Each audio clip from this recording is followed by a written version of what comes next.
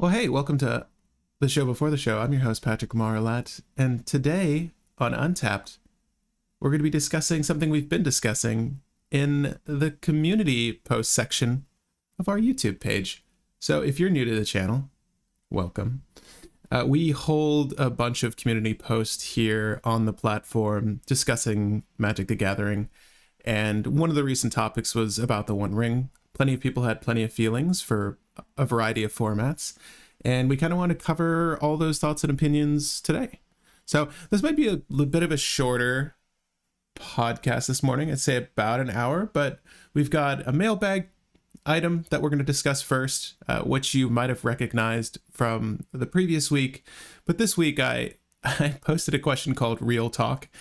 I'm likely to, if you see the words Real Talk before a community post, it's likely going to be a talking point for our Untapped podcast. I'm joined today by Will. You might notice him over there. Oh. We played a lot last night during our Friday night Magic stream. If you weren't there, it was quite the stream to behold. It was good. Your thoughts and experiences with the F&M last night, Will? Ban Sensei's Divining Top. Apparently. Of all the spells to counter, though, I feel like Sensei's is pretty... It's pretty If anyone doesn't know why I'm saying that, watch the stream. It lasted way too long just because Sensei's was activated constantly, but there's actual good reasons to activate Sensei's. So It was like, man, screw Sensei's, but also, yeah, use Sensei's. Yeah, that's so funny, dude. Stormtrooper says Will really showed me the power of the One Ring in F&M.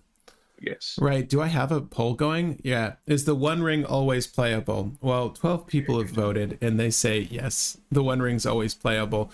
But I'll have this poll going during the stream just to get the opinions of the live audience. Should the One Ring be banned? Restricted. So if you play other formats, who are you? No. You can offer your opinion there as well, but that is the main talking point today. It's been in circulation for a while. Copies are still scarce. I do believe that it is public knowledge that Wizards definitely intends to return to the Lord of the Rings with a few more items at the end of the year to include reprints. So I think we could maybe expect more One Rings to be in circulation, which is kind of off flavor. We were joking about it last night. It's like, you have a One Ring? I feel like that Spider-Man meme where it's like, you, me, I got a One Ring. You, yeah, there's so many in play, and I see so many just casually meeting up with people. So our third topic discussion is, we had 75% of people say the One Ring is always playable. I fall in the camp of 25%, where I don't think it's always playable. And we're also going to discuss like the list where it does make sense. And this just reminds me, I wanted to leave in the description because we made a video specifically about this, about the viability of this card well before decks were made and everyone determined that it was for every single deck. We're like, let's make a video discussing how it's good and like really decks that want a pilot for it. Like there are a handful of decks that would just really love this card. So I made a video about it. You should watch that video. I'm gonna leave it in the description. I forgot to put that in there. I'll put that. Best commanders for the One Ring. Still the show before the show territory. Feel free to oh god, my screen just died. Oh no. That's okay, we'll figure this out. Could the whatever's connecting it to your setup, could that be loose? Like that cable just fell out, or that cable's loose? Because your computer's still on. It's still live and working. There you go. I don't know what happened there. Here, that's Discord telling me it wants to switch to a different device. We're not going to do that. Yeah, that was so weird. I have an ultra wide monitor in front of me. You guys can't see this. Yeah, we ran my computer to ruin last night. All my electronics. So yeah, your phone died, your computer died, everything was just slowly dying to sheer battery. It was absurd because, like, even my switchboard over here wasn't working. It's working now. But yeah, my phone kept dying and kept getting calls or messages that threw it off. It's like, oh my God, I keep forgetting to put it in do not disturb. It's kind of annoying that like the program that lets you initiate your phone as a camera for Spell Table should just have safeguards to like block incoming whatever. Like if it knows it's going to disrupt it. I mean, there's a like I'm obviously on some sort of like electric device that's going to be able to get inbound messages anyways. Like my laptop is seeing these things too. So is it really essential that my phone be the one to take those messages? Yeah. I don't know. Or it could just be on me. Mostly on me. But yeah, the switcher wasn't working last night either. Protection from everything isn't really viable unless you have flash, but the draw can always be used. That's interesting. I mean, it's till your next turn, so I mean, it rolls, right? It rolls over. The protection from everything is relatively useful. Also, we might be dumb, because you know what I just remembered that I completely forgot to bring up? That first game you won, Joe had the One Ring protection on that turn that you comboed off.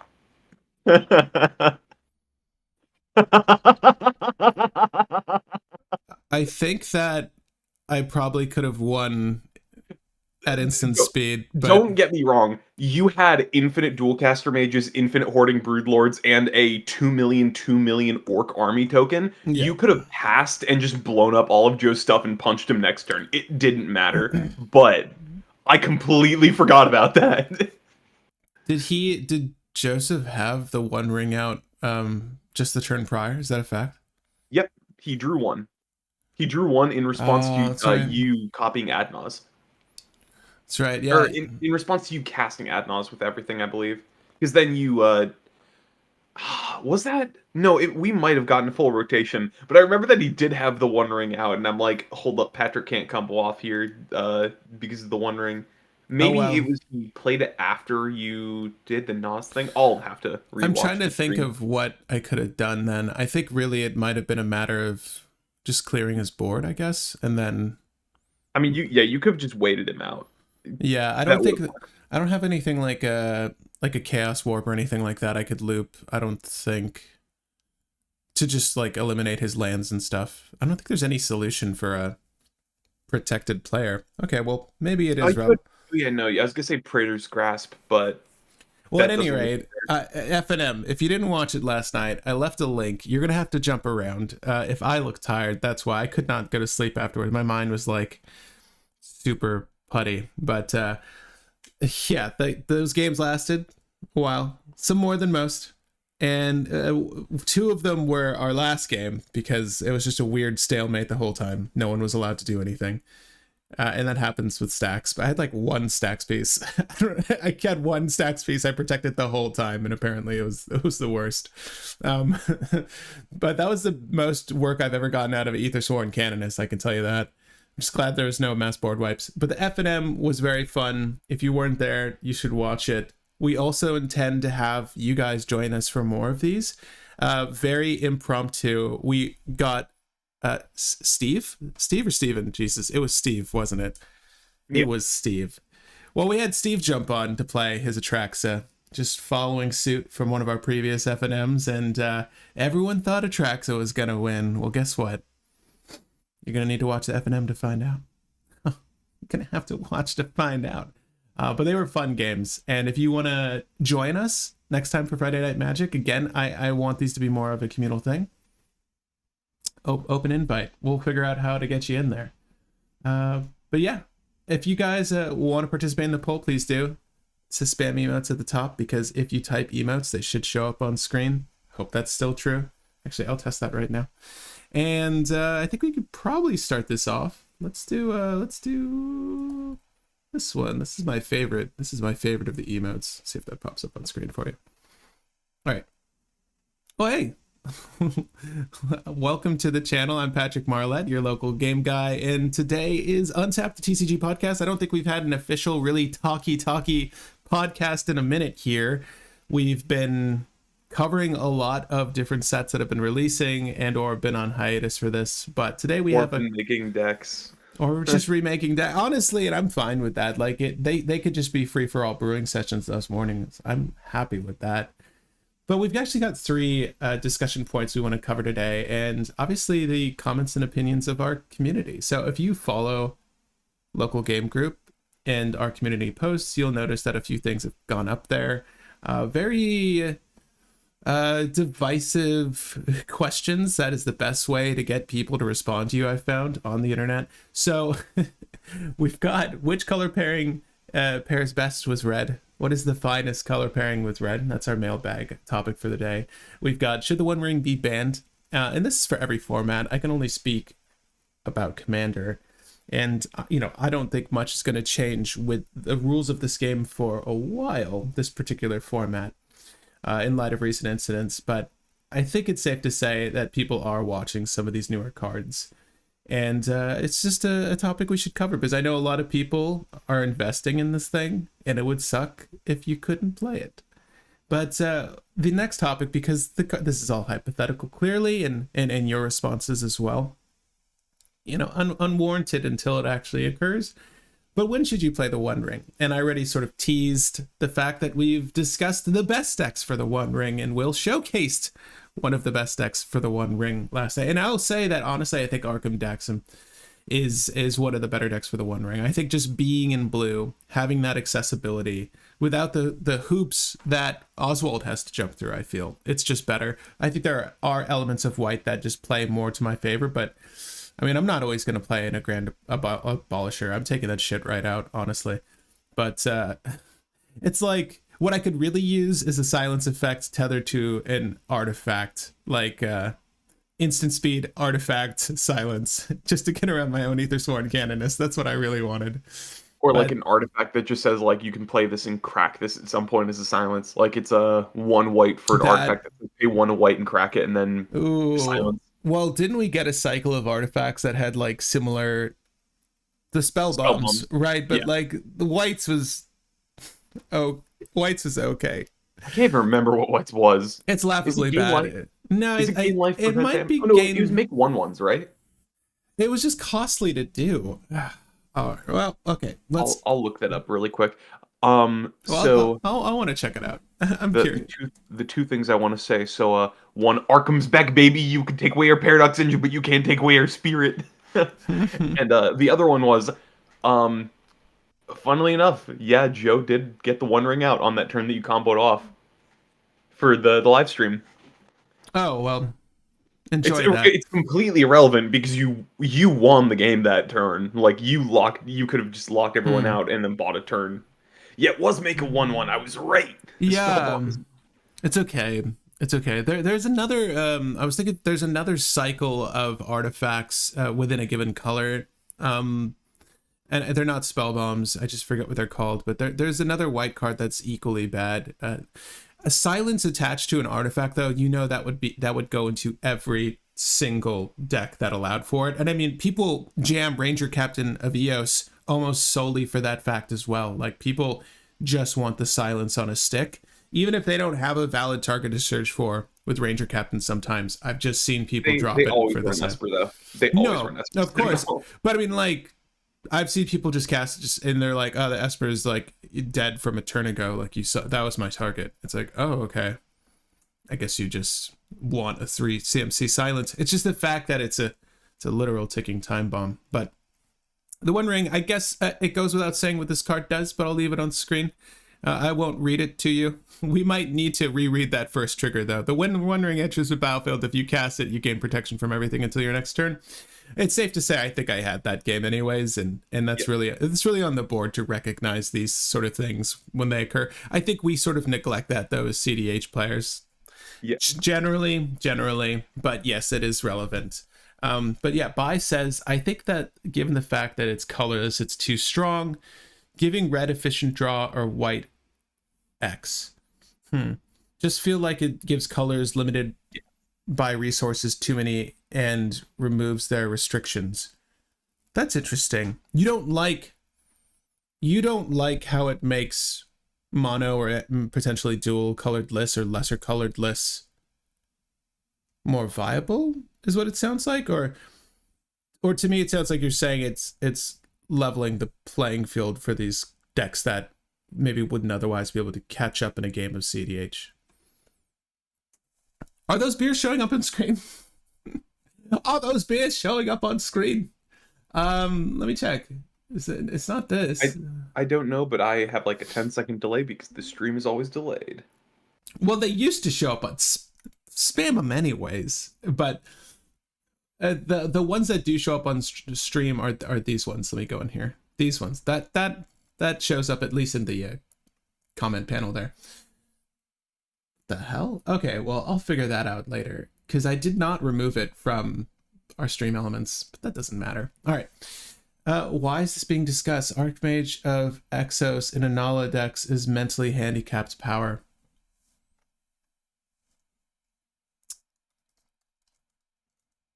Archmage of Echoes in Anala? So yeah, the thing is that you cast it, pay 1, get a copy of it, then when you cast a wizard, you get 3 casts of that wizard, and or you get 3 casts of that wizard because you have 2 echoes in play, and you have an Anala trigger, so you get 4 copies of all your wizards. So if you cast like Spellseeker, you tutor for 4 cards, you get something that does whatever with Spellseeker, and then you win the game.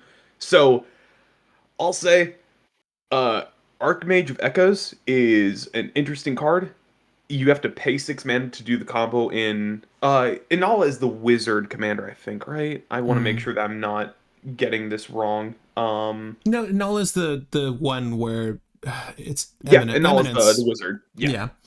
So she's already cracked without this, I think. But yeah, it's Spellseeker is what breaks Inala, not Archmage of Echoes. The fact that Spellseeker just is a wizard that lets you tutor up tutors over and over and over again and then combo off with that, and it's just like a 4 to 5 mana win, that's what's really good. With Archmage of Echoes, you have to pay 5 to get the setup, you have to pay 6 to get the setup, and then you have to start playing more wizards. So it's like, it's the equivalent of playing a PETA. Would you rather play PETA or would you rather play Archmage of Echoes? And PETA's better. PETA's just usually better. I don't think it's a bad card. I think that you still run it in Anala because it does open up lines and it can give you extra combos and extra win conditions, and it's just a very good value engine for you. But I think that it's not going to break Anala. Spellseeker is what breaks Anala over this. So that's interesting. So Bai says, sorry, my YouTube glitched and I posted it without finishing my thought. My problem with it is that it weakens the color pie. White is incredibly strong. Its lack of card draw bounces is removing that restriction. Limited resources supplemental just makes it too strong in my opinion. Okay, yeah, so I I don't know. I mean, he who is him maybe just making a joke here with Archmage of Echoes. I think that, but seriously, it does functionally work well. I do think that so far as like every other deck is concerned, you know, I think something exclusively for Anala isn't going to ruffle anyone's feathers because Anala is already a pain. I'm surprised I don't see Anala more. Honestly, she's one of the better Grixis commanders I've ever faced. You don't have to cast her ever. She's just automatically on the board. Yeah, it's kind of grossly effective. Like I've lost to many turbo Anala lists. It's like it's a pretty sound strategy when you don't have to ever play your commander and you just get the value and the color of a thing being there. I don't know anything. She's cracked for many reasons, but I like that you mentioned Archmage of Echoes as I like it. I like it. That's funny as well because Archmage of Echoes was a card that was like around $30 during the pre-release, and everyone was like, "This card's super expensive." Now it's like under $2. Is that true? Yeah. Oh, wow. It dropped. It dropped hard. So before we actually get to the One Ring topic of conversation, I did want to cover our first mailbag item. So you'll notice here, this is our community post. If you hit the comment section on a web browser, it brings this up. We have plenty of thoughts on what is the best color pairing for red. So I wanted to tackle that first. We were just teasing what the One Ring does, but we've been talking about it this whole time. And of course, I want to get to all your lovely comments. Feel free to reiterate those thoughts a little bit later. But this was our first topic. I'm going to cast my vote here because I don't vote on these normally. But you can't see which is ahead yet.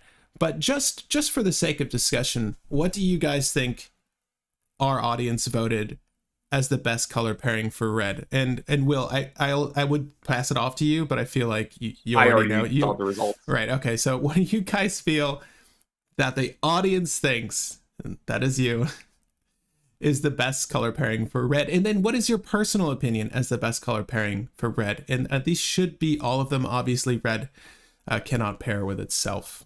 Although we've had people in the comments down here say red just needs more red. red just needed all the red. No one expects the Boros Inquisition. So this is interesting. We're going to go over some of the commentary here. I'm going to highlight you guys. That's the whole point of the community post. And again, feel free to participate in these when they pop up. These polls always get a lot of participation. This one's almost at 5,000 here. But I'm going to vote in a second with my favorite. But that'll give us, obviously, the percentages. If you are already in the community post and you voted, you can see, obviously. Demigod says, it's not gruel. Laughing my ass off. Wow. That's rude. What do you... Are you referring to the fact that I've expressed openly how I really enjoy gruel and that I just did a live stream for Tom Honks? Sure. Like the stream, guys. Jeff Wren, thank you. Appreciate that. Yeah, and if you didn't like the stream, as Jeff suggested, feel free to leave this a like if you like the content here. It really does help this channel grow. So Devout Harpus says, is it? Demigod says, is it or Rakdos? Rakdos probably, but is it my beloved, says Wizard. I mean, I think Rakdos is sort of synonymous for having the most rituals. So it's very quick. It has the best tutors coupled with the worst tutors, if you could consider that certain aspects of Gamble being bad. Being able to, entomb a card from your hand at random is actually good in some instances. But there's a lot to love about Rakdos. Is it, I would say, as an identity, is really all about spell slinging. I feel like we all kind of get that. It's like, that's just what this particular color pie does. But I feel like in Commander, we don't really see the spell slingiest best aspects of this color. Like, I'm used to seeing like cards with prowess get buffed, or my spells, like, I don't know. I feel like Izzet does more in other formats than it does Commander. I think there's still cool stuff to do in Izzet, and it's just by extension of having blue, you just have the best interaction in the game, and that's what people enjoy. But I don't really feel like Izzet is fully lived in Commander. And correct me if I'm wrong, Will. It's I feel like Izzet is you get the best drawn control tools from blue and random utility, and red gives you the best combos, so it's good for assembling. The issue is it doesn't have great commanders. That's kind of pretty much it. That's interesting. Yeah, no, I agree. I don't... There's great commanders with Izzet inside of the color pairing, but no like standalone Izzet commanders that break everything. I think Vadrik is one of the best. Vadrik is one of the best. Is it commanders? Yeah, I guess that's true. I will also say, you did Demigod Spartan dirty. He didn't say, is it or Rakdos? He said, is it or Rakdos? Oh, thanks. There you go. It's got to be Izzet, right? It's got to be Izzet, right? I mean, blue's the strongest color. It needs the mana provided by red's treasure production, also Spellslinger synergies. Hey, Rain. Hey, Rain X. Absolutely. Rakdos. Big oof. So... I'll vote, and I am gonna vote for Gruul. Well, it's definitely not Boros. Okay, so so far as these colors are concerned, which do you feel has the strongest legends, Will? Like, I know we're looking at this purely from, I think most people that voted on this were looking at just the colors as standalones, like what, by extent, just by virtue of its color, is going to have the best utilities or the best options to play for whatever reason. And I think generally people lean towards blue, but yeah, what do you...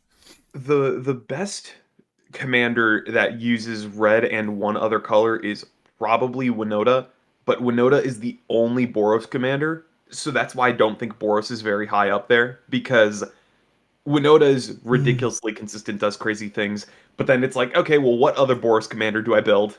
I've seen people move away from Winota, though. Like, I don't see her as often. at Yeah, all. And like she people do kind of play gets Winota less.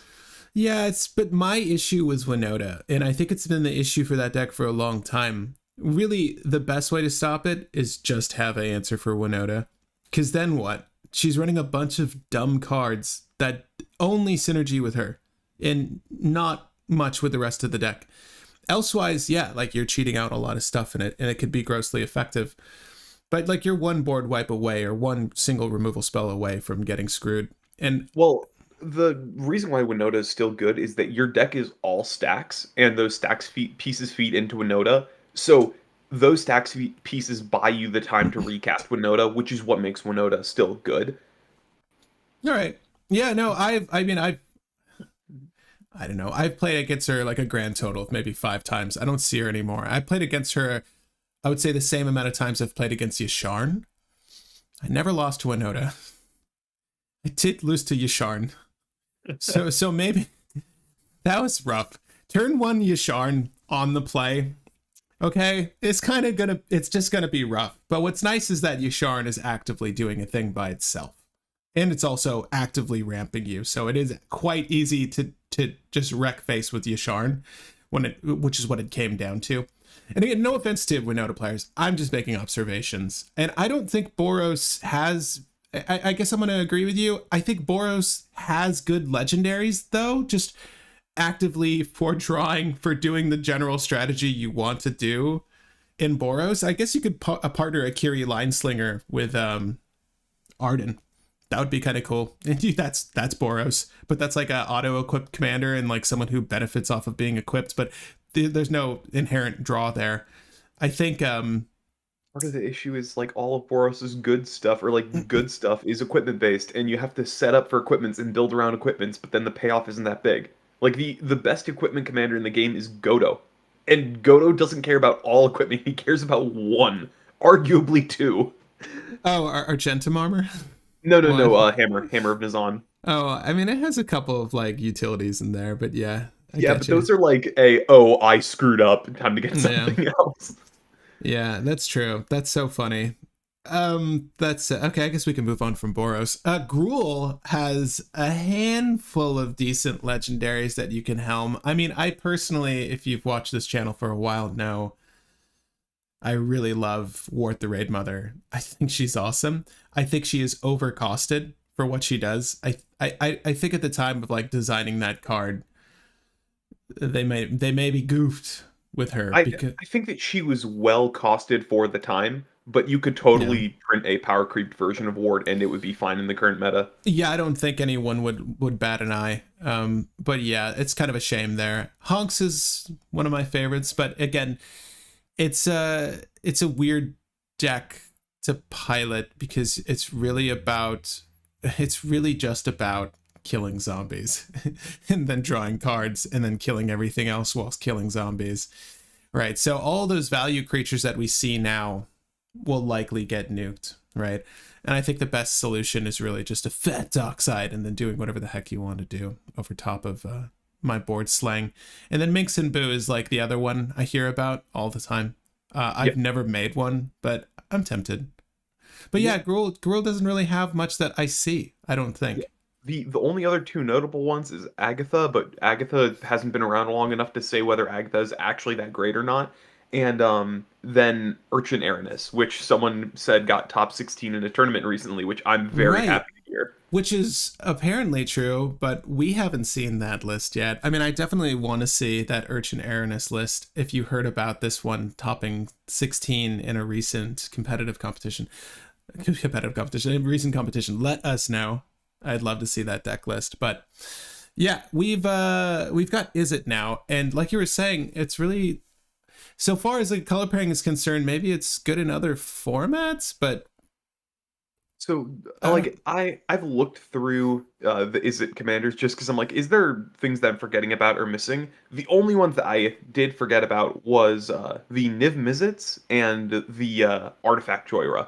Those are the Izzet commanders that I forgot about, and they're good. They do good things, and there's also Gale Guild Artisan, which is a more of an interesting good deck than an actual good deck. mm, Because I'll preach about that deck. I say that I love it, and I do love it, but it is a little bit clunky.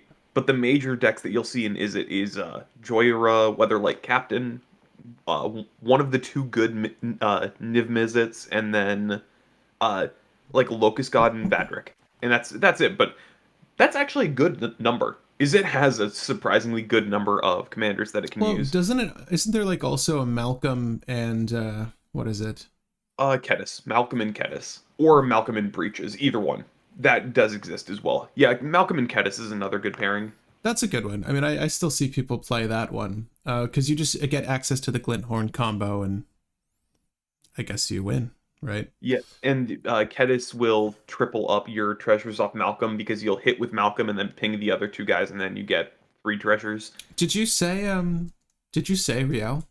I did not say Riel, but Riel is like a mid to low tier commander. I'm sorry. I know I'm going to piss off somebody by saying that, but Riel is not bad because Riel is just discard a bunch of cards in one go, draw a bunch of cards, and you can loop through your deck and cycle pretty well. So it's cool. It's just that when you compare it to like one of the Niv Mizzets, I think it's just better to get like Niv Mizzet Perun in there. Interesting. Well, he who is him would disagree. Clearly. Who's who he is. And Kraken Sakashima is unique, and that's another one I play I against. completely forgot about them too. Like that is also a very good deck actually. So Izzet has a couple more decks that I initially thought of. The issue is like most Izzet decks feel very, very weird because Vadrik and Kark Sakashima feel like they are actual Izzet decks. Joyra feels like a generic artifact deck. And then the Niv Mizzet decks just feel like, I'm just gonna wait until I hit Curiosity while controlling the game. Right. And then you have Gale, Kark Sakashima, I guess, are also the Spellslinger decks. So Kark Sakashima, Gale, and Vadrik are the actual Spellslinger decks in the game. And weirdly enough, Kark Sakashima and Gale, or Kark Sakashima and Vadrik, I think, are the best Izzet commanders next to Joyra, in my personal opinion. But the Niv Mizzets are also good, and yeah. So I cannot believe that I forgot about Krakashima. Or, sorry, 2 Krark is what I think that a lot of people call it, because whenever you mix anything with Sakashima, it's 2 blank. I know that sure. Sakashima Kodama's 2 Tree. I know that Sakashima Timna's 2 Timna. I actually regularly play against a Kraken Sakashima, but yeah, I forget about that one too. That's okay. And Rakdos has Rograk and Zavesh. Rakdos has a lot. Yeah. Rakdos probably has the most legendaries that people like to mainline, Rowan being the newest option as of recent date. Not to say that there are a lot of Rowan lists out there. I know a lot of people want to brew for it though. Yeah, for like lower tier stuff, people play Zancha, Kroxa, a bunch of different things that just go infinite with World Gorger Dragon because you can. And those decks work surprisingly well. But then just outside of that, if you want to look at decks that are good standalone decks, I'd say Grenzo Dungeon Warden is still a good commander. Anya's fantastic because Anya got Bowmaster recently to help with World Gorger loops, so Anya has a really good win now. Yeah, needed that. I mean, she's the land bases keep shrinking on that particular deck. I'm so surprised by people. I'm waiting for it to hit like 10. It could probably survive on 10. It was already a glass cannon, if we're being honest. So yeah. I think people are risking it a little too hard. I don't know like the actual success rate of some of these lists, but I don't see Anya anymore, and I used to play Anya, and I thought it was really rough losing to your own World Gorger Dragon, I gotta say. Despite the combo being extremely fun to get out there. But yeah, some of the audience is suggesting Prosper 100%. I think Obnixilis, Captive Kingpin, Yep. Prosper, Kingpin are both in there. Rowan hasn't been around long enough to get a good reading, but Rowan is going to be on this list of top Rakdos commanders for a while, so Rowan is definitely on there. And I'm still a boy that loves Totatsin or Totansin, whatever. Totentans. Yeah. Totentans. Yeah. Totentans is just, he looks bad, but he does everything you want. So I like him enough. Well, so someone else mentioned when we discussed Totentans, someone else mentioned that there's already another legendary that does the same thing. And I'm forgetting the name, but I've tried to make a deck for this one and it was just okay. Where is it? No. I looked through and I didn't find a legendary that does what you want well enough. Hold No, I got you. I got you. It's like Sardic. It makes like 3/1 hasty somethings like demons. Or maybe it's in you know what? That's why. Because it's in it is in Jund, I believe. Yeah, so it wasn't like a apples to apples comparison. The name is so dumb. yeah, hold up, I know his name. Whenever another non-token creature you control dies, you make a 3/1 black-red Graveborn creature with haste. His name is Secure. Sequar. Sequar, yeah. So I don't like So Sequar just because 5 mana is way too big. You need to do a lot to get him out, and you're comparing him to Tevish Zod at that point. He's way too slow for that. You can get Totentans out on like turn 1 kind of consistently. So I like Totentans better. I also you also have access to the Nim Deathmantle line with Totentans because it operates off himself dying, whereas Sequar it doesn't. It's only another non-token. That's kind of the hiccup with Sequar at this cost as well. Like if you had access to more lines of play, that would be better here. The fact that the 3/1 Graveborn creature tokens are finishers in and of themselves is actually kind of cool. I don't remember there being Graveborn tokens. I guess these are new. These are really new. Wow. Yeah, these never existed until now. Well, there you go. Treat yourself. Get yourself a Graveborn token. What were they before then? They just didn't make. It's like one of those. It's just one of those infamous cards that has never had a token. Like Ophiomancer never had a death touchy snake token. Does she have one now? I don't even know. I feel like Ophiomancer has gone long without having a token. I mean, she has one now. Snakes. We have plenty of death touch snakes that exist. We don't. We have the one from Commander Collection Black. But specifically 1/1 black snake death touch. This is yeah, they're usually like green or Golgari. You're right. Yeah, it's weird. Like they just never did that. But yeah, let me see here. Tiny Gobbo and Tentacle Monster. I like Vile Smasher and Crom. I think Tiny Gobbo and Tentacle Monster is Gut and Horror, right? Haunted. That's right. It's a Gut and Haunted one. So that's a background pairing. So the Haunted one says whenever your commander becomes tapped, all creatures that share a type with it on your board get +2/+0 and undying until the end of the turn. And Gut says when he attacks, you can sacrifice another artifact or creature and then make a 4/2 menace token tapped and attacking, I believe. Reason why Gut is interesting is you can do goblin shenanigans where you just go like, oh, I play Dockside. I attack, giving Dockside undying, sacking Dockside and returning Dockside, and then I get even more treasures. And then you're talking about the haunted one background? Yeah, Haunted one background, and Gut is the creature side. That's kind of cool. It's an interesting one. I think that's what he means by Gobbo and Tentacle Monster. Yeah. And Rograk and Tevesh is logically the best.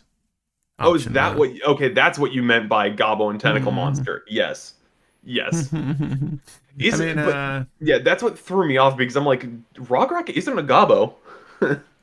he's a kobold. He's technically a kobold, yeah. But yeah, Tevesh is very clearly a tentacle monster.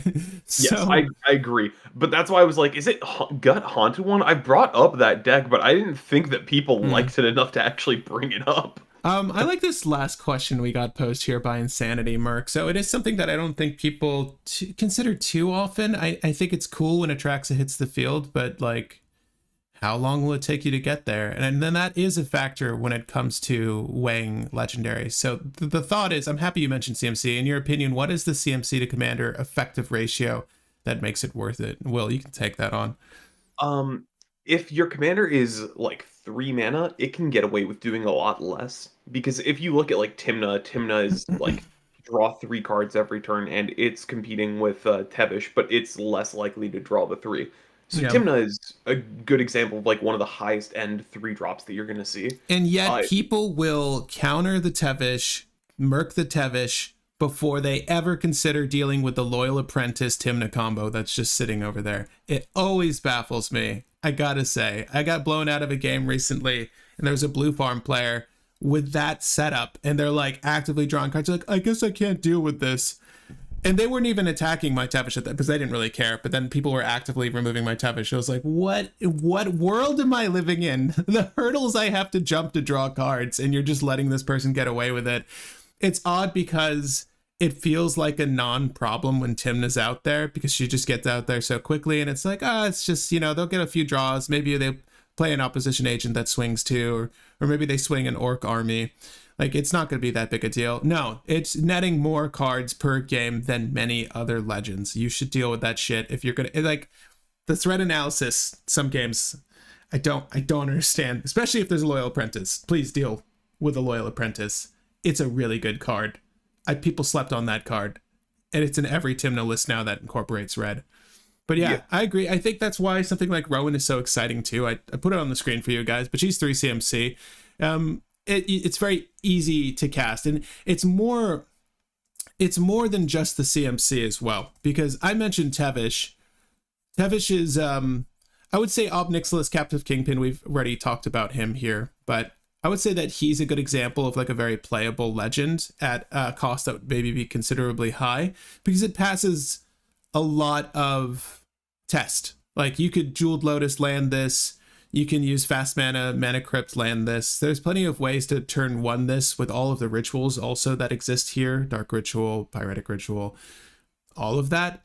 There's easy ways to cheat out Ob Nixilis. So it's not only the actual cost, the total cost of the creature you're considering, it's the values that are there, like the number of pips with the generic that are also in its cost, but also the colors that exist like within that legendary's color pie. Like, does it have access to the best rituals? Is there a spirit guide in these colors to help cheat this out?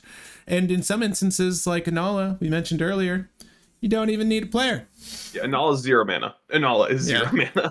Right. So there's a couple of factors that go into it, but something like Tevish in my mind is very playable because it's just 4 generic.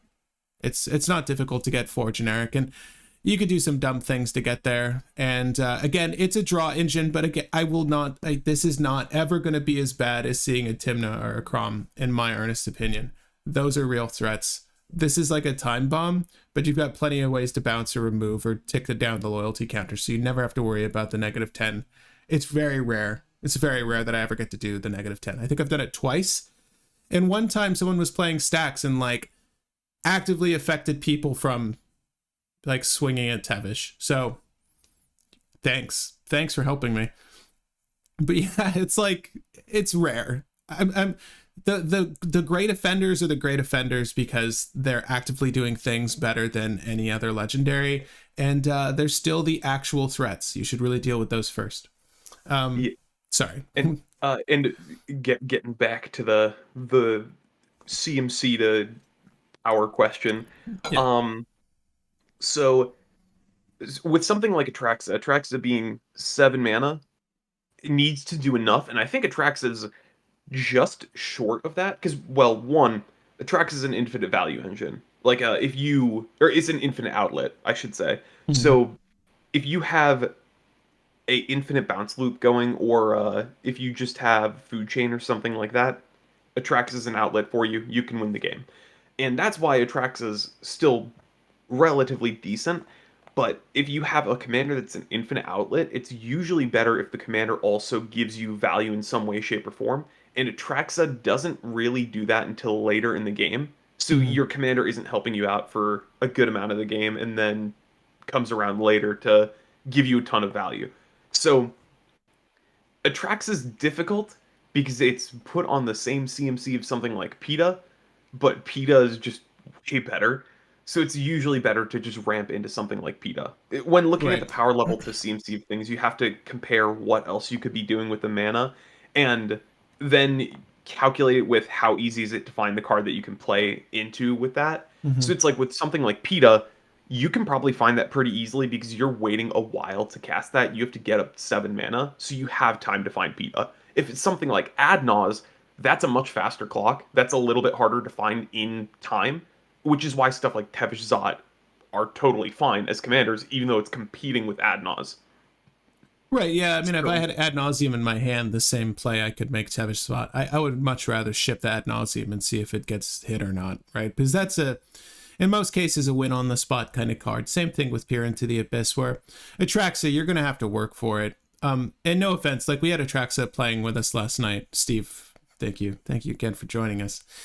But yeah, it performed fine. I think that she can get away with it if she just hits the board and doesn't win and people let it exist. That's kind of what happened with Cam too. I think Dylan, excuse me, as well with our previous FNM. The Atraxa last night hit the field though and kind of just stopped. Like the roll stopped because there weren't any sort of duplication effects or bounce effects or things to really get her rolling. And you can brick too. So it's a lot of mana though, I guess is what we're getting at. But people play it. So I mean, clearly, and Tivit's also a lot of mana, but people play it. Yeah, and Wizard hopped in with a good one, which is Niv Mizzet Perun, the triple blue, triple red one. So, well then, what about going down to 6 CMC for Niv Mizzet Perun? Extremely expensive, but usually wins with if you untap with it. And Niv Mizzet Perun is really good because Niv Mizzet is immediately getting you a metric crap ton of value, because if your opponents cast anything, you're drawing cards and pinging stuff. And that's why Niv Mizzet is so powerful, because you're just immediately getting a ton of value and you're immediately drawing cards, controlling out the board, and then have a combo on top of it. And that's why Niv Mizzet is still really good. I think Niv Mizzet is probably better than Atraxa. But it's because you have a bunch of very clean combos with Niv Mizzet. You're not running a bunch of like random dead cards. And by itself, Niv Mizzet is just an insane value engine. And you can get it out a little bit earlier than Atraxa just with sheer ramp. The pips make it hard, but you just find Dockside. That's also part of the reason with Atraxa, or one of the weaknesses of Atraxa. You can't run Dockside in that. If Atraxa was honestly Wooburg, Atraxa would probably be like much higher tier, because that opens up so many combos. Yeah, I'm gonna leave that as a poll. I'm curious as to what the audience thinks. Which is the better commander? And we can go on now to just press on through these comments. Like I said I was gonna do a little while ago. Sorry, we got carried away. Thanks for joining us. Okay, so Dr. Manhattan says, I would say in CDH right now it's Rakdos, but I guess overall Izzet performs consistently better in all metas I knew until now. I think we largely agree with that, at least so far as the comments are concerned here. Izzet is my favorite color combo next to Dimir, so definitely Izzet. Okay, says Robert Hastings. And Delon, 2012. What's 2012? Are you 11 years old? Wait, what was 2012? Anyway, I don't think it's very strong, but I love big stompy cards and Gruul, and I agreed. I'm pretty sure I left a comment saying I agreed. Yeah, the clear arguments are Izzet and Rakdos, but if you don't fear Boros, you just haven't been there. Where is there, Will? There is Winota. Just Winota, that's it. Oh. You haven't been at a table with Winota? Oh, one track. Yeah, did I get any sleep last night? No. I was on TikTok till like 3. I could not sleep. My brain was like... And I'm going immediately, after we're done here, I'm going to be going right to a pre-release in somewhere in Manhattan. Got to figure that out. At any rate, Rakdos, but it's Gruul in my heart, says Oxygen. Yeah, honestly, I wish there were better Gruul commanders, because it is Gruul in my heart too. I mean, that do the things I want to do in Gruul, and I feel like Wart did all the things I want to do in Gruul, but again, that was one of those, just didn't make sense. It's like, it's so much work to get her out, and people would always stonewall me or focus her, and it's like, man, like, there's so much more shit happening at this, like, I feel like the Kenrith's got more plays than I do, but deal with me. It's like, that's why I drop certain commanders, because it's like, you might notice a trend with the builds I make. I make decks that rely on their commander for particular parts of the strategy or for the overall deck building, because I like lists that are influenced by their commanders, not just generic draw or generic value. And Wart was one of those decks. So like when people see Wart like on the stack, they're like, "Oh my god, it's gonna duplicate everything." It's like it's really not. It's like it's just a really rough storm in Gruul, is what it is for everyone, me included. So I had to drop it because it was just hated hard, and I didn't understand. I'd play it again though in a heartbeat. The reason why I would hit Gruul, or not hit Gruul, but hit Wart, even though I haven't really played against Wart enough, is Wart is a commander that does nothing except wins the game through a combo primarily. It can double your spells, but it's like if Wart hits the table and does the thing, the game is over. The best thing turn to turn is like doubling a thrill of possibility, Will. It's just getting value off of cards that exist in your 99. That was the best thing. Until you get Court of Calling or any of the other tutors. Any tutor to field. Yeah, any tutor to field. And so there's a couple of cards that also like had value / made tokens. And then obviously you use those tokens to conspire out spells and duplicate them. But that's the thing of like, it's Wart is a 2-card combo with like 5 cards in your deck or like 6 cards in your deck. And it's like, you're probably not always going to have them. But it's the equivalent of like, someone played Godo with 1 mana floating. If they have magnetic theft, we're just dead. Should we counterspell Godo? Yeah, true. It's a concept. Well, I mean, Godo's a win on the spot kind of deck, though. So yeah, Wart is a win on like the turn after usually, but not even having piloted Wart for a while, I can tell you that you can brick very easily if you just don't have the right cards in hand to help you draw, right? Because you're doubling. You're making tokens. There's so many elements at play here that people don't realize. You need to have the token bodies to conspire the things, right? So you'd use like weird planeswalkers, like that one Gruul planeswalker that made satyrs that were Gruul. Those were really useful. Ward also made Gruul goblins. But basically you're doubling all your rituals, you're doubling all your draw effects, and you're just trying to pull into 1, Vexing Shusher or like interaction, and then 2, more importantly, the tutor to field tutors. Double that, protect it, get the Kiki Chiki whatever combo. And they're pretty janky combos too. So it's like, it was tough to get there, but I got there some games. And I felt like the biggest winner in those games because it's tough playing Gruul that way. But it was super fun. I would recommend Wart to anyone, but maybe in a high-powered meta. I don't usually make distinctions like that, but yeah, maybe high-powered. Gruul and Rakdos because red is paired with its allied colors, says Gabriel. I like that comment a lot. I'm a Gruul loyalist, but I'll admit it isn't slacking. Poor Azorius. Yeah, Josh Holmes. Are you in the chat now, Josh? Yeah, no, Azorius. We'll get to Azorius. Don't worry. Rakdos Scam is making a great argument for Rakdos right now, but nothing compares to the power red gains from being with blue. That's interesting. I feel like you can make that argument for every color. I feel like people will, because we're probably going to touch on every 2-color pairing, and it's probably going to be whatever color is paired with blue. And then the only interesting one is going to be, and I say interesting, it's going to be Dimir for when we're looking at colors paired with blue. If I'm being honest, I feel like I know how these polls are going to go. But at any rate, guys, let's move on to our next topic here. I think it's time. Is it time? Been chatting for an hour. And I wanted to go to one thing in chat with Jeff Wren saying, I wish that Gruul Urza commander was better. Yeah, that commander is a decent enough commander. Maria can do a good amount of work, but yeah, it's not enough. The fact that you can't tap your tokens for mana feels bad. Gruul Urza. Maria, Meria. Oh, yeah. I thought they literally printed a Gruul Urza. I'm like, what world did they print a Gruul Urza? No. Mary is cool, I guess. The untapped non-token artifact. Sorry. Maria is so close to being there, and it's infuriating because Maria is really good at KCI. Maria can do a bunch of combos with other things, and is really good at storming off if you have any untapped artifact thing. Like Grinding Station. You run Grinding Station not for Underworld Breach things, but because if you cast a Dockside, you get 21 Grinding Station untaps, and then you tap Grinding Station 21 times for green. Mm-hmm.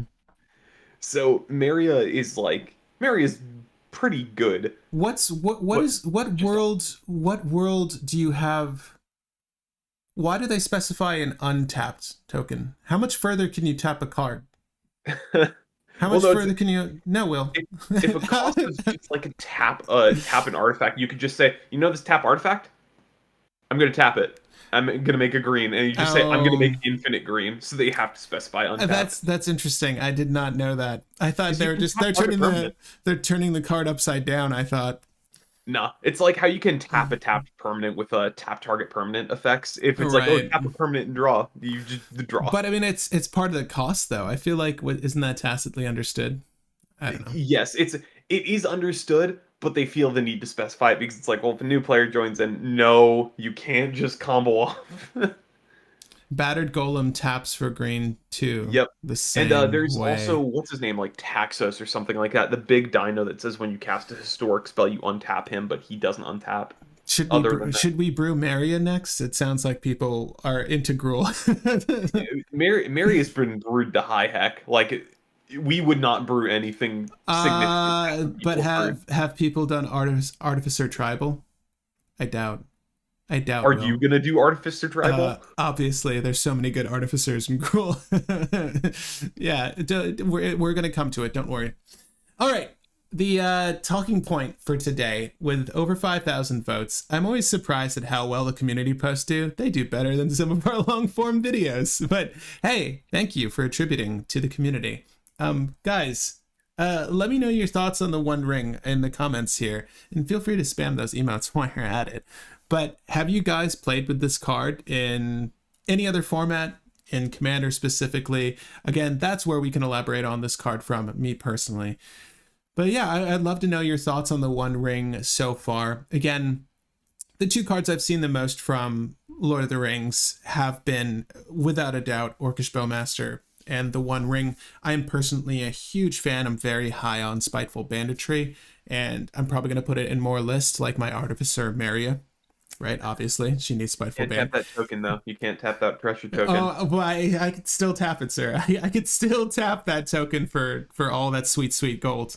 But yeah, I'm curious to hear your thoughts on the card before we get, obviously, to the commentary from our community post. But then I'll cast my vote, I guess, on the One Ring being banned in Commander. Again, this is all hypothetical. We're just curious as to where you feel this is on the power scale. And we kind of talked about it last night, and you, Will, in particular, had an interesting stance when comparing it to a currently banned card. And I don't want to say what that card is. I'll let you introduce that. But yeah, well, actually, why don't I send it off to you while I let people sort of mull this one over? And obviously, if you haven't voted in this poll, and you're more than welcome to, I left all the links to everything we're talking about in the description. You just need to rummage through there. But yeah, I'm not going to vote on this yet. I'm curious as to where you guys think this lands, though. I know there's a lot of defenders in the audience, so we'll see how people feel. Yeah, But yeah, I've heard so many arguments on both sides of this. I have a firm stance on it, and I think last night kind of showed why I have my stance. But yeah. so the main things that I've heard it for why the One Ring should be banned is that it breaks color drawing, like we've heard in the chat today. It's basically another Necropotence, but slower, and you don't have to pay as much life. And it's like a ridiculous storm card that you can run in any color with any kind of untap effects, which all the untap effects you want are in colorless. So it's just kind of it breaks the game, and then also it makes turns take so long if you have any way of untapping it.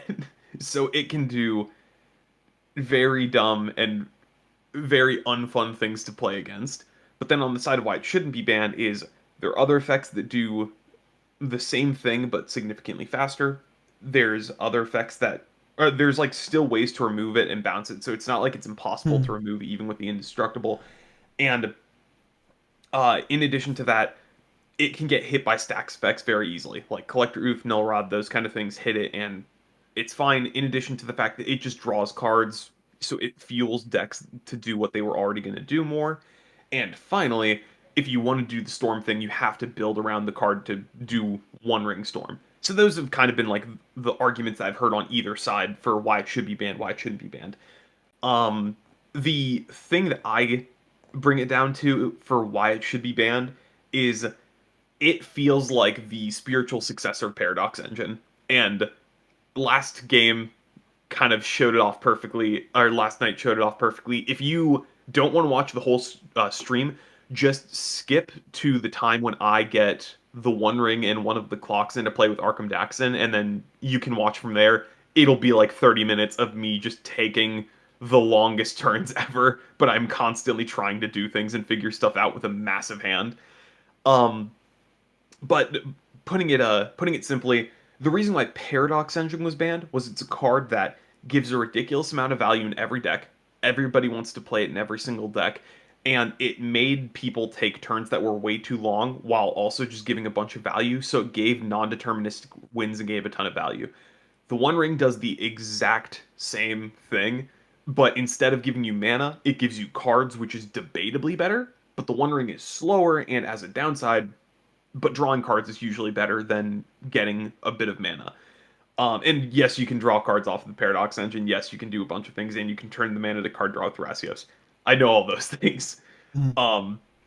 But the One Ring, it gives you so many cards, and you still need to try to find your win with a bunch of different cards in hand. And while you're storming off, you're you're taking more time, you're drawing more cards, and it is just a very long form non-deterministic loop. And or not non-deterministic loop, but it's just a card that when you get it out, you get a lot of value. It's a very powerful card. No one's really argued that it's not a powerful card, but then it doesn't immediately end the game, and the game can still go on for way too long with the One Ring player just kind of locking everyone out or taking a very long turn, which is the same reason why Paradox Engine got banned. It's just a very powerful card that can fit in every single deck, and it's unfun to play against because it doesn't immediately end the game. It makes the game draw out for way too long. So, did I forget? I it's been such a long time since Paradox Engine was a card you could actively play. But I remember it made Sisay extremely viable, Selesnya Sisay, and that was a deck for quite a long... people still play it, but... Yeah. It went from a tier 1 commander to like a low... like it went from like the high tier, like super common CDH commander to really weird jank commander. But here's my qualm with the One Ring. So...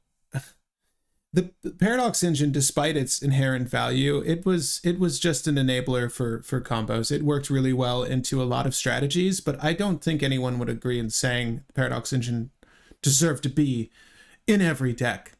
Whereas everyone in the CDH community and even in the casual community agree that the One Ring should be in every deck, despite my disagreement with that fact. But from every poll, from every statistic we've grabbed, folks, like 75% of the time, feel the One Ring just belongs in every single deck. You can't say the same thing for Paradox Engine. And the thing is, where Paradox Engine really shines is its synergy with other cards, right? Specifically, just Artifact Ramp, which is what you want to do anyways, right? So that's great. The synergies that work with the One Ring, like you were saying, Will, you don't need a Thrasios in the command zone for it to be inherently good. Like, it's doing the thing you want to do, which is draw cards. It's doing that by itself. And when the game gets lopsided and people are allowed like certain cards to that synergy well with the One Ring, it just it really snowballs quickly. I think as a value engine, which is what most people are using it for, it's fine, but it can really shine in certain decks, and we'll get to that later. But yeah, I don't personally feel like it needs to be tossed into the fire. I think it needs to be tossed into the fire. It's doing the same things that got Paradox Engine banned. Either unban Paradox Engine or ban the One Ring. That's interesting. And I'm all for more bans, and that's actually an interesting way to look at this, because I think that Paradox Engine makes viable more strategies that I honestly didn't mind seeing. Like when Paradox Engine was around, it wasn't as bad as a Flash Hulk, I guess I should say. Like, it didn't feel as bad as getting hit with a Flash Hulk combo, because that shit was unruly. Like, that for its time was unruly. Even like a hard cast Thassa's Oracle Demonic Consultation at 3 CMC, as bad as that feels, I don't know. It's not as bad or as instantaneous as what Flash Hulk was. But Paradox Engine, by virtue of, at least like you were saying, like how those two cards compare, I feel like they should either both be banned or both be unbanned. And I think I'm totally fine with them not being banned either. I think P Engine, it's whatever. It's a totally fine. I would love Paradox Engine and Oswald. Let me put that out there.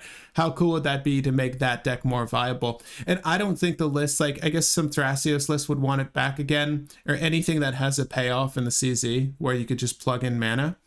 But I don't know. Let me know where your thoughts are, fam.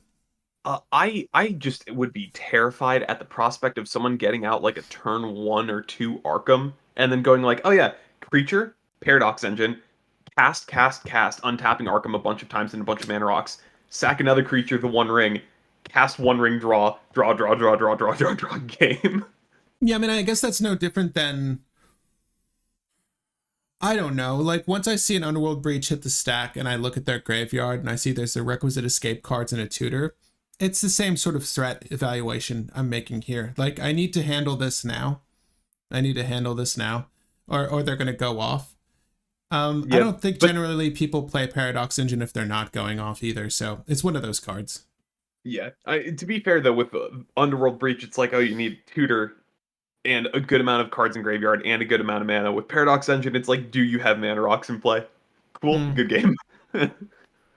That's interesting. Dragon Bear says the One Ring doesn't slow down the game like Paradox Engine. That depends on the board state. It very much so does. It very easily does slow down. I'd say more than Paradox Engine does. I think that in a casual setting, I think that if you have like analysis paralysis and you just have a fat hand, it might be able to slow down the game. But I think most people piloting with it will probably be accustomed to what they're generally seeing from their deck. But I think a fat hand does tend, like you've seen people slow Nas or you've seen people slow PETA.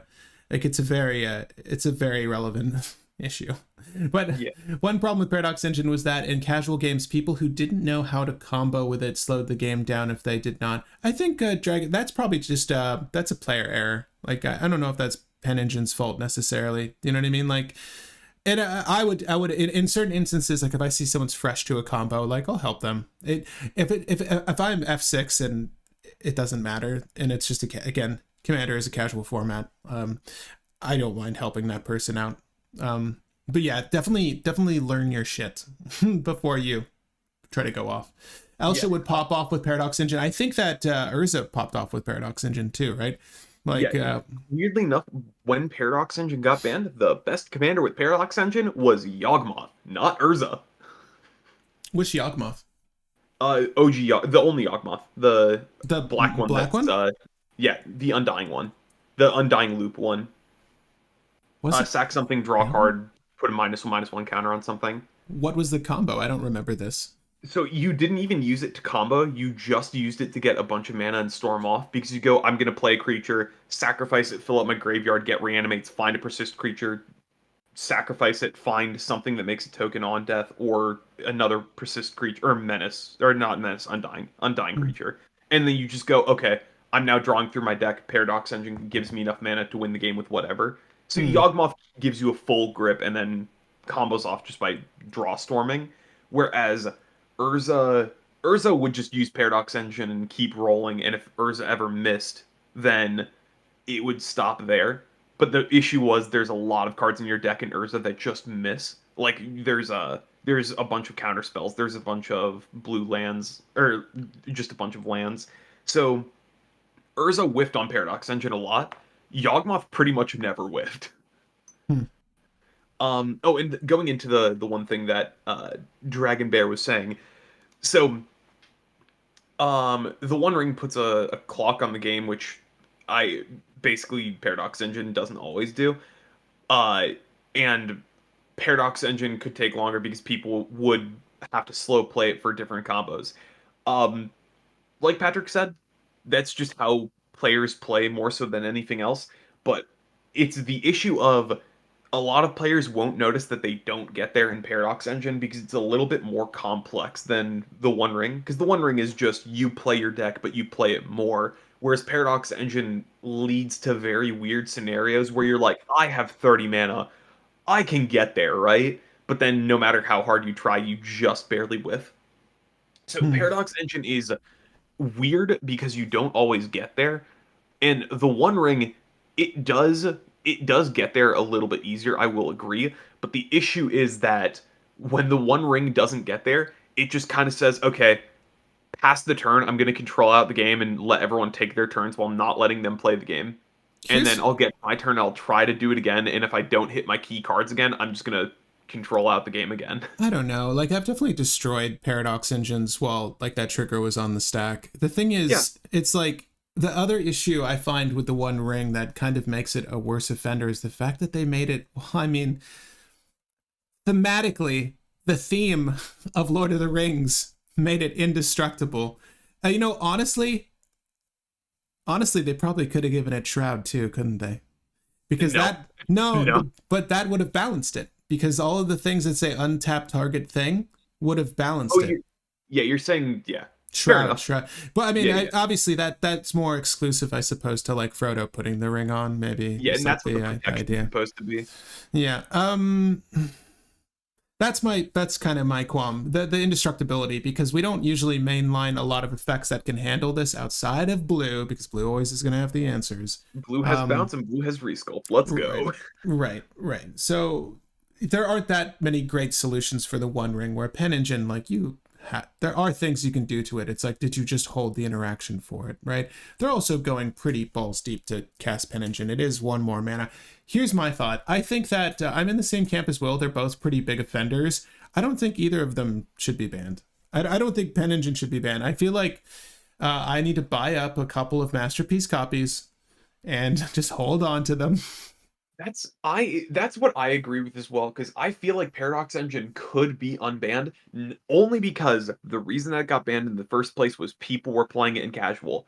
Don't be that guy. Do not play Paradox Engine in casual. That is not a casual card. It is not fun to play against. If everyone agrees to play high power and people are actually running a ton of removal, go for it. But Mm-hmm. if you're playing in casual and it's like, oh yeah, me and my buddies are just throwing in a game and we're each running $100 decks or less, don't be that guy. One Don't run way Paradox might Engine. fix the ring issue. Unban Hull Breacher. No, we've got Notion Thief. We've got effects that. Well, you know, honestly, Orcish Bowmaster does a lot to the One Ring from that same set. I mentioned it earlier. Like, you know, if you're just drawing consistently but not hitting the removal, like you're gonna get murked by that Orcish Bowmaster. But Hull Breacher is no. Hull Breacher fixes nothing. It's just a gross card. Hull Breacher is one of the worst cards ever printed. Yeah. I Oh, hate that I card. loved Hull Breacher only for the fact that I could Neoform Thrasios into Hull Breacher in my Tide Pod deck, but Yeah. Oh god, the most obnoxious creature ever printed. Of course, it's blue. I say yeah. that. That's not true at all. Thassa's Oracle is the most obnoxious creature ever printed. Um, but that's apparently okay with people because I don't think it's casually playable. I don't think people really use Thassa's Oracle in casual setting, do they? No, unless they're doing the whole demonic consultation thing as well, Right. and in which case then people just don't like you. Right, that's interesting though. I feel like maybe in a casual setting, Paradox Engine does more grossly effective things than the One Ring because I think that in a CDH setting, the One Ring is generally, and I'm seeing it in so many lists where I don't think it belongs. Like I see it in Blue Farm decks, and it's like, why? You're literally discarding down every single turn. I think you're in win more territory here when you play this card. You've decided that there are enough slots in that already tight 4-colored list for the One Ring. It just does not make sense to me. I But also really quickly want to say, everyone watching the stream who voted on like the 2 votes for the ring, y'all are liars because what? 75% of people said that you should run the One Ring in every single CDH deck, but then also like 69% of people said that you shouldn't ban the One Ring. Hmm, That's hypocritical. that's interesting. Yeah, it's before we started, right? It was 75% of people say it's playable in every single deck. Yeah, and I voted into that, but I kind of put it with the mental tick of except in very rare situations. Like I don't Hmm. think you run it in Rograk Tevesh because that's a turbo deck. I don't think you run it in the really fast decks that are trying to do like Nas as quickly as possible. That's the only exception. We've got a few comments on this card, obviously. There are a lot here. We're going to read through some of the well-liked ones. Feel free to like these comments in the future. It does put them towards the top. But I dislike that it's generally good in every deck. However, it gives card draw to archetypes monocolors that struggle with it. This is Ecclesia in Dune. Also, the abuse cases have multiple of them resetting, and burden counters and synergies with things like Shieldred are much, much less of an issue in EDH. So I think it's strong, but fine. And I think they, by EDH, I think they just mean non-competitive, like people that don't try as hard as we do. Yeah. Bans aren't just about, is a card too powerful, but how a ban would benefit the format. It's not really warping the game around it in the ways like Dockside does in a high power game. And it's funny that that's mentioned because Dockside is brought up a lot here in the comments. If you strolled through our community posts, you might have noticed Dockside is mentioned a lot here. I do want to say the one argument I have to that is the otter, whatever that otter is called. Oh, I can't remember the name of it. Lupon? Yeah, Lupin the Third. Yeah, that's what I was thinking. It's not Luris, it's I'll find it really quick because it shouldn't be too hard. It's an Izzet Otter. Yeah, there's literally one. Lutri. So, Lutri was banned because it would have been too good. It was pre-banned just because you put it in every single Izzet deck because why not? So the sole reason that Lutri was banned was because there's no reason to not run it. And granted, it is more offensive than the One Ring for the purpose of every deck runs it, because there is literally not a single argument you can make to not run Lutri, other than there may potentially be a better companion. But the thing with the One Ring is it's still good enough that it can be run in primarily every single deck, and it's just way too powerful to not run in decks that aren't specifically designed to be ridiculously fast decks. Which is like 90% of decks. You run the One Ring in like 90% of decks. So Lutri is an example of a card that was banned because there is literally no reason to not play it. It is a much worse offender than the One Ring, but you can have cards be banned because of that. Yeah. Lutri's an interesting bird. Otter, I will say, I would be fine if Lutri was legal, just because I'm like, okay, cool. Well, it's banned. Is it banned as strictly a companion, correct? Or? No, it's straight banned, but it's worse dual-caster mage, significantly worse dual-caster mage. Right.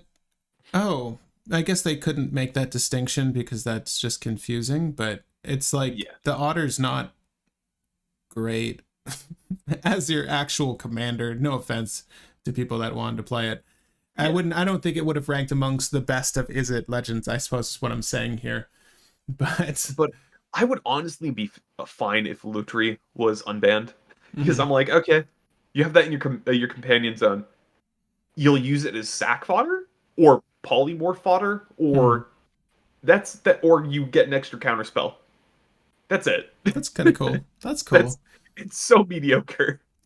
My issue with the One Ring is that you can have more than one copy, and this is for other formats, but that don't matter in Commander, so it may persist.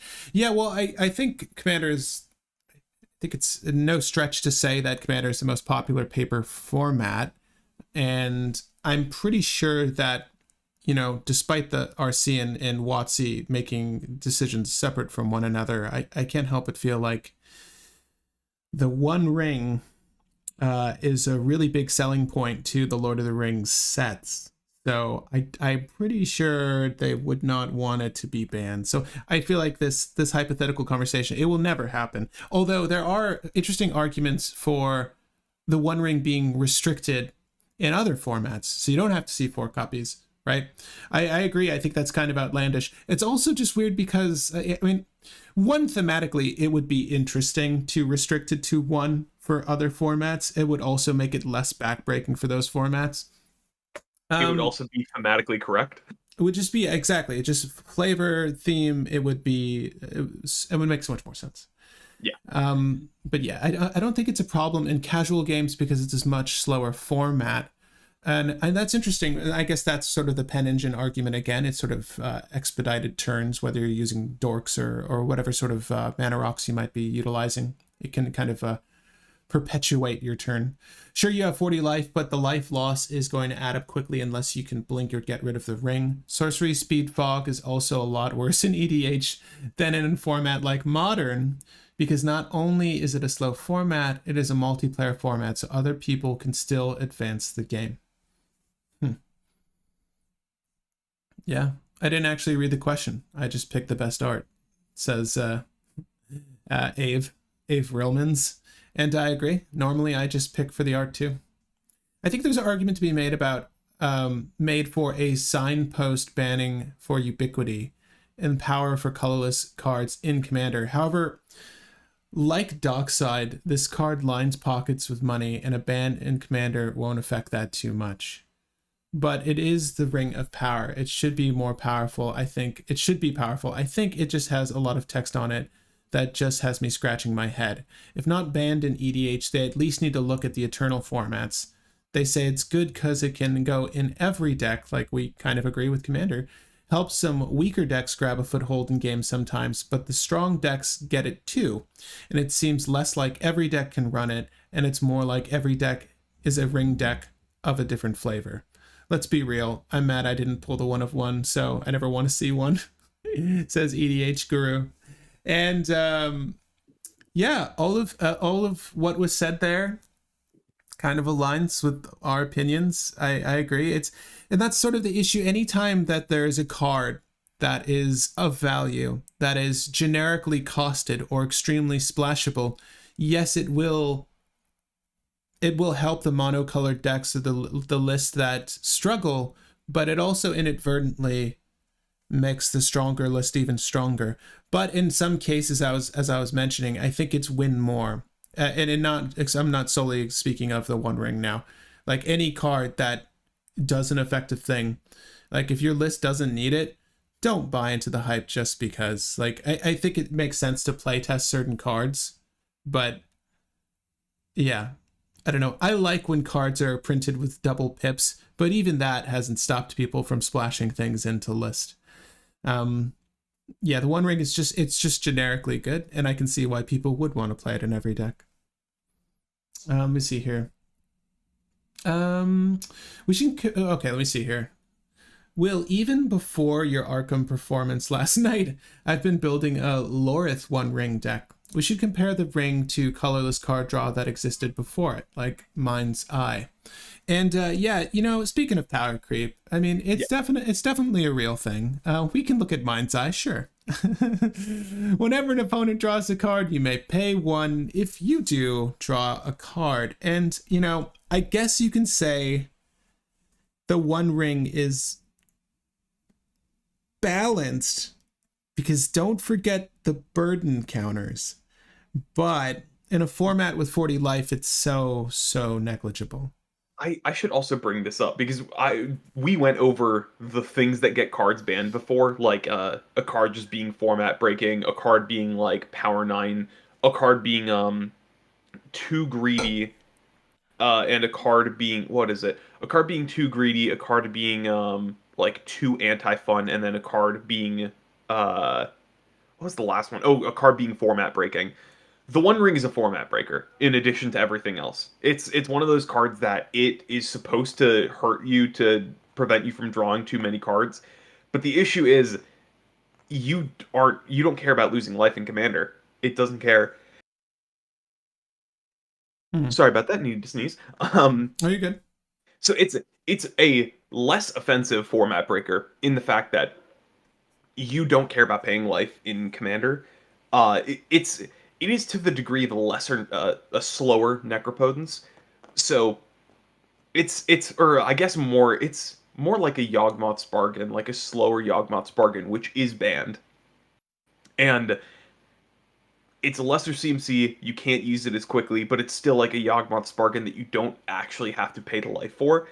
So the One Ring is still a format breaker or format rules breaker or format abuser, whatever you want to call it. It's one of those effects that just says, this is a rule that's changed for Commander. I'll abuse it.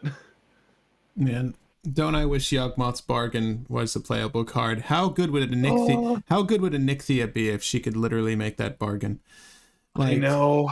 A Nickthea would be so good. Rowan would just be insane because it's you reduce the cost of Yawgmoth's Bargain to 2 black. but it's not even like a legendary enchantment, so you can entomb it or you can use the other one. Yeah, Yeah, it's so broken. it's good. It's really good. I don't know, 1 life for 1 draw is pretty solid. Yeah, and the One Ring does the similar thing of you're drawing cards but losing life Yeah. equal to the burden counters, which is the last number you drew. The issue Yeah. is that you untap to kind of skip the life loss, and you can combo off before your upkeep, so the life loss doesn't matter. Yeah, this is Yawgmoth's Bargain's pretty unhinged though, gotta say. Yes. Oh no, Yawgmoth's Bargain should... Actually, I'm fine with Yawgmoth's Bargain being unbanned too. Just because if people use Necropotence to win on instant speed consistently, Yawgmoth's Bargain and Necropotence are the same card at that point. Honestly, factually, yes. Yeah, so I'm like, Necropotence is functionally Yawgmoth's Bargain right now because we've gotten more and more and more instant speed win cons. I want to ask Yogg's Bargain and add Nas the same. Yeah. Yawg Bargain is probably better than Nas because you don't have to build around low CMC. You can just go buck wild with Bargain. Yeah. Well, that's what I was thinking there. But I mean, you go 39 cards deep or however much life you have left. Where Ad Nauseam, like, I don't know how deep I've rolled into Ad Nauseam, but the thing is, it does make your lands, which make up a good like a third of your list or a fourth of your list in some instances, it does make your lands cost 1 life. So it is making up in that balance. Do you know what I mean? Whereas you do want to like hitting a Hoarding Broodlord with Yawgmoth's Bargain is not going to feel as bad as an Adnos, but there's a probability game you're playing here too. And most deck curves are around like 1.6 to 2 average or whatever. It's usually generally really low. So between the lands that you're potentially hitting and some of the higher CMC cards, you might be losing the same amount of life to get the same amount of draw. Factually. So I don't know how, and mind you, Yawgmoth's Bargain is an enchantment at 6. Ad Nauseam, as a reminder, is an instant speed at 5. So I would also like to pitch that if Yawgmoth's Bargain ever becomes unbanned, I'm immediately building Burkos Party Leader with Guild Artisan as the background, just to hard ramp into a polymorph effect to get that bargain out. I'm making that deck without question. I'm cheating in Yawgmoth's Bargain before you know it. honestly, I'd like to have an unbanned night. I'm totally happy to have an unhinged night where we just play whatever the hell we want to play. Because I don't see, it's funny you mentioned that. Like, I've played some cubes where Yawgmoth's Bargains existed. And when you have 20 life, obviously not as effective, or wherever your life is at that standing, not that effective. And Yawgmoth's Bargain was not one of the more playable cards in that particular cube. Yawgmoth's Will was playable, for certain storm lists, yeah, like totally. But the bargain in a commander format, it doesn't feel as gross or as bad as an Adnos. I will agree with you. But I mean, we're still discussing the One Ring here. So before, sorry, I wanted to do 2 things. So .com says there is a difference because Yawgmoth's Bargain does draw you a card. So if you have an effect like Shieldred out, you go through your entire deck. You just draw your whole deck. Right, or you just die to Orcish Bowmaster. So yes, but if you do instant speed combos, you can hopefully just win on top of an Orcish Bowmaster. Right. Well, I guess what I'm saying is that it by extension, there's a flip side to that coin too. There are issues to drawing there are as many detriments to drawing as there are benefits to drawing. Right. Yeah. I still think put in hand is better than draw in most all instances. Yeah. One thing we might want to do at some point is rework. We should make a Rule 0 ban list for the channel, just basically saying oh yeah, what is it called? The Time Vault and Power 9 are still banned. Oh no, I like Time Vault. This is good. No. I know you're an Oswald guy, but no. I'm not even thinking about that. I've played like I said before on the channel, you guys might remember Justin. Justin has a power cube and it uses Time Vault, and I can't tell you how many games I've won with a Kiora's Follower or a Ralzeric or in any of the combo pieces for Time Vault that I've just as soon as I see that, if someone passes that to me, shame on you. And if I see it in my opening hand, like there could be a freaking Black Lotus, and I'm like, nah, I'm the kind of fool who's gonna go hard on this Time Vault. We do generally though when we play Cube, we do a pick one, burn one, so there's more element of strategy to that. However, Time Vault's the shit. I love this card so much.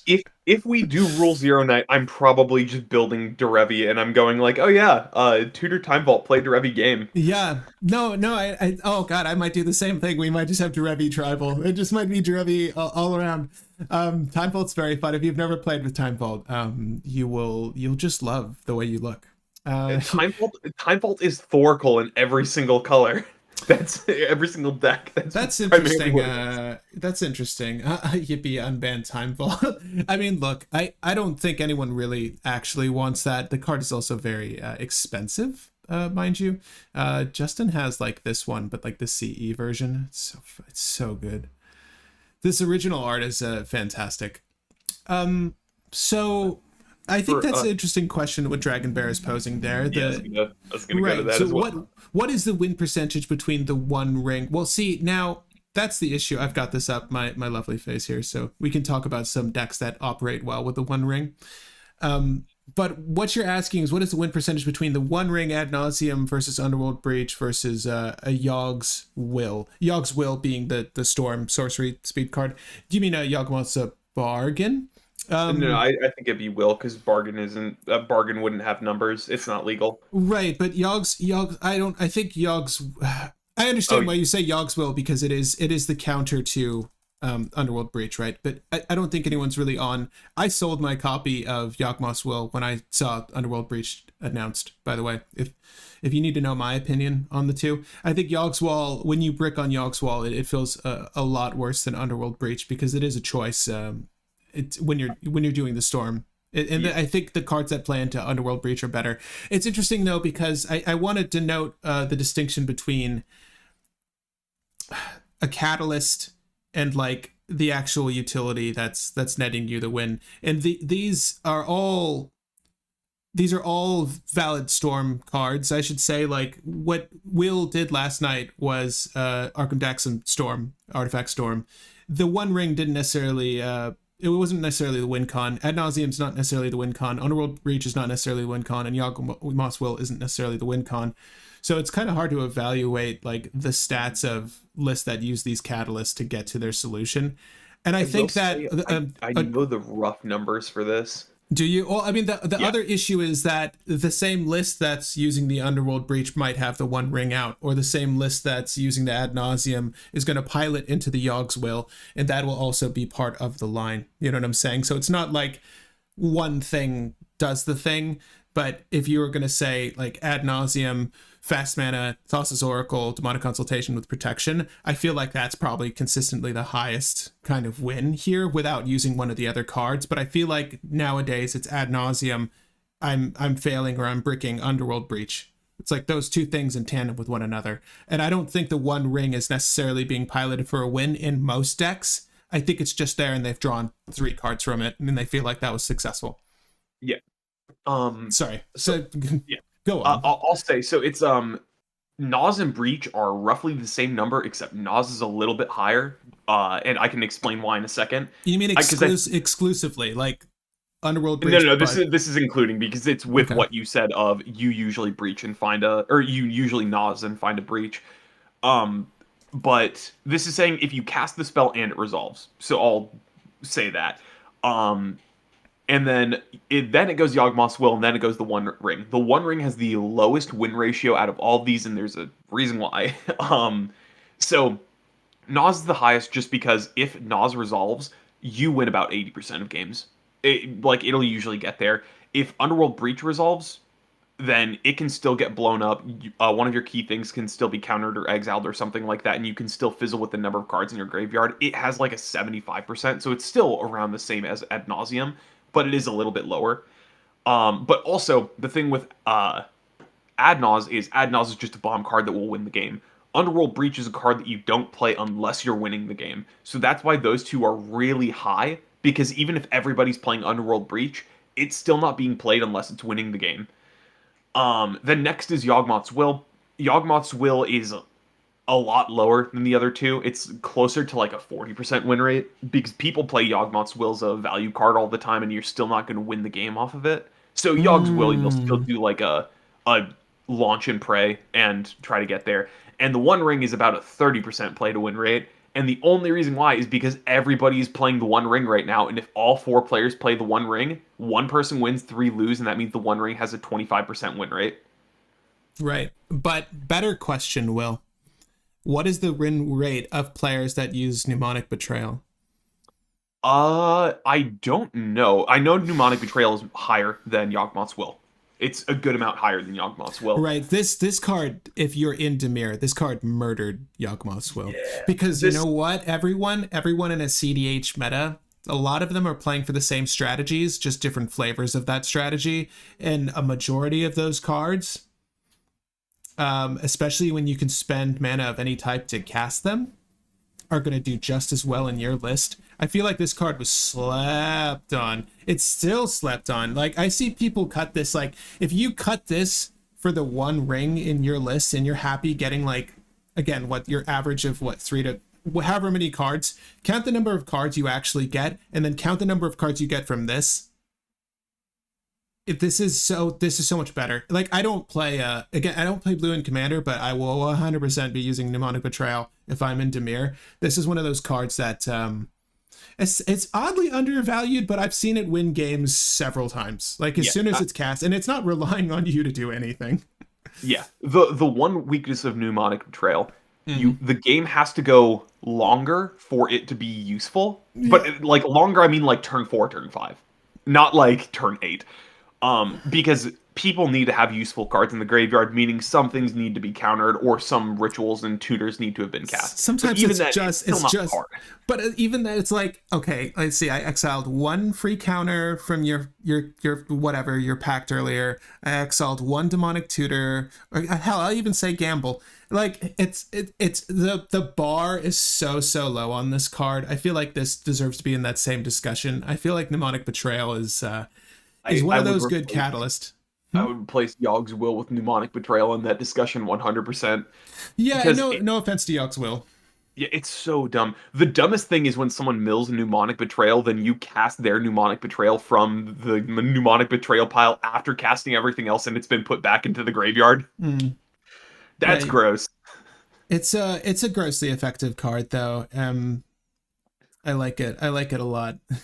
Does the One Ring have a better win rate than Soul Ring or Manifold? I think that just by virtue of the fact that those same lists are manipulating those cards likely to put out. The One Ring, I would say the percentile is the same, but also it's important. Yeah, but it's also important to note there are things that, ISO Rev is going to be just as effective into that board state, and like you kind of needed that ramp potentially to play out the One Ring to then in turn untap the One Ring and get the draws. So functionally they're all serving the same thing. And now we're talking about cards that ramp into our catalyst and or our actual win cons. And let's not pretend the thing that's actually winning you the game is either a Thassa's Oracle, some damage effect, some exile library effect repeated, some mass combat strategy. These are all things that just help you get there.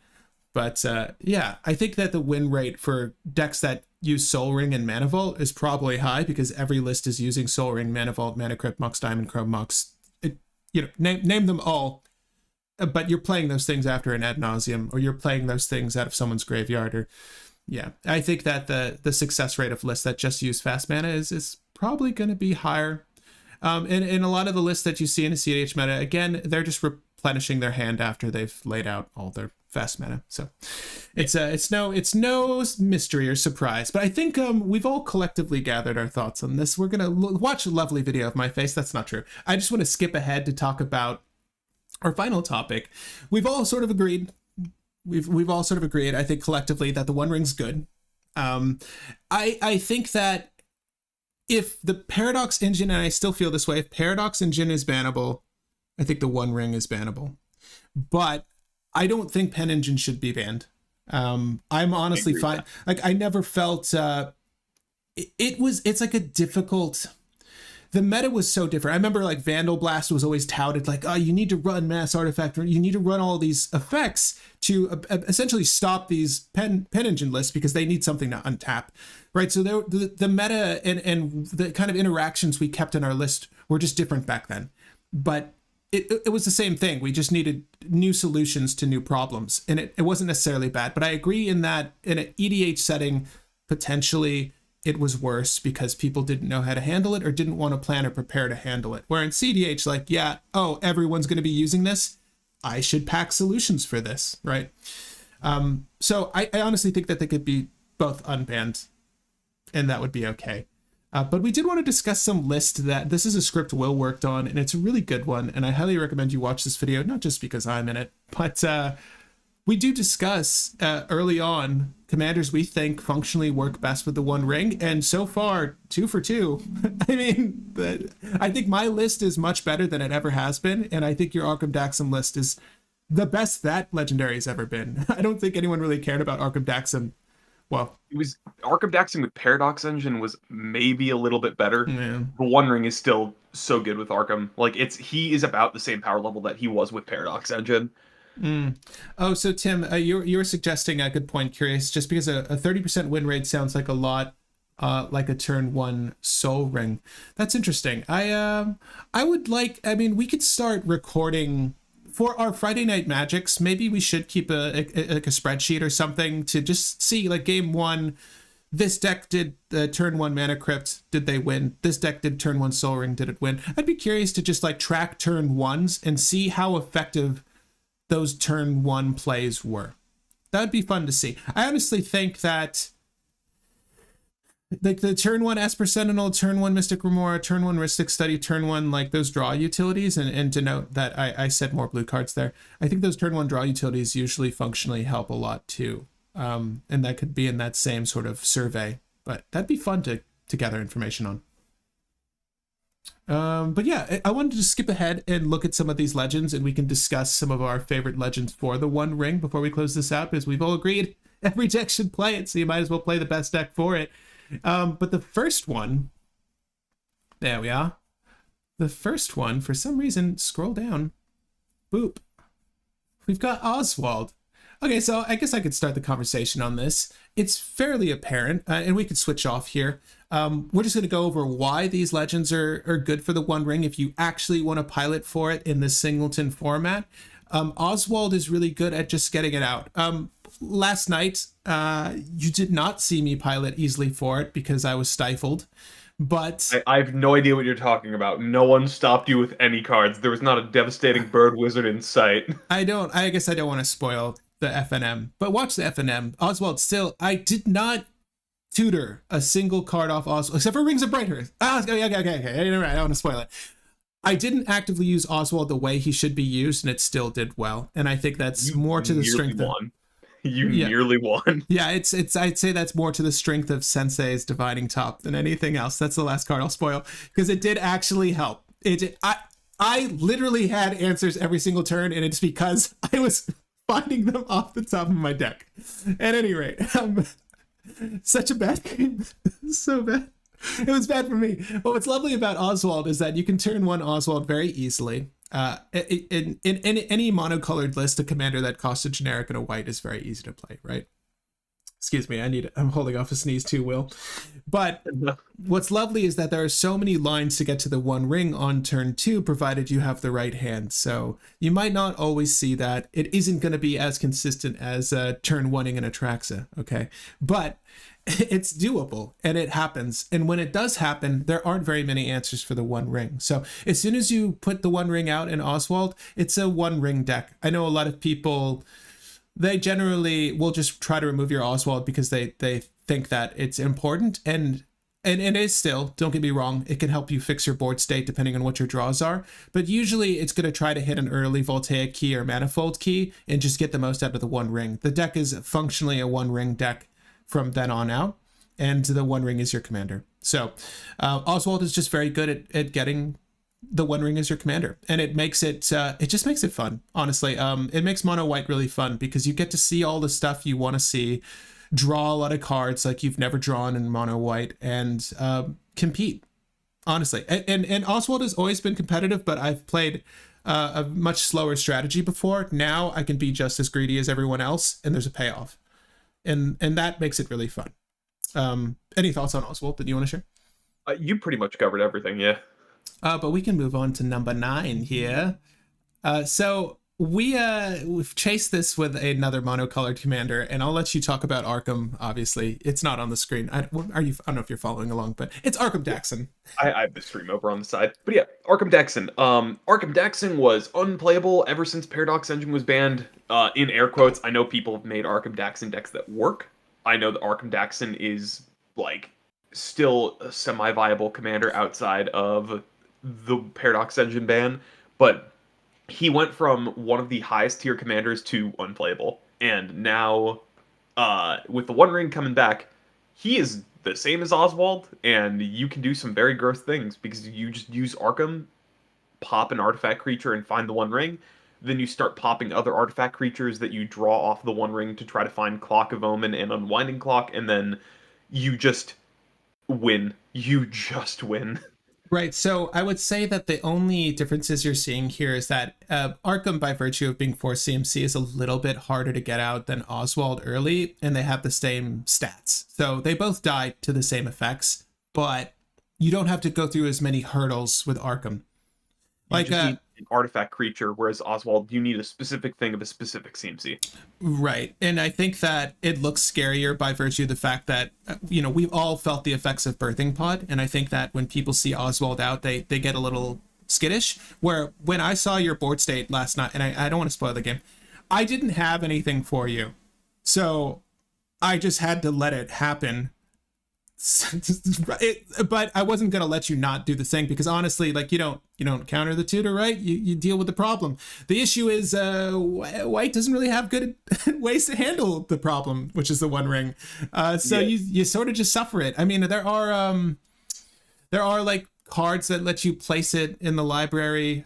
The Unexpectedly Absence of the World. You could do that, I suppose. And maybe I should mainline Unexpectedly Absent again.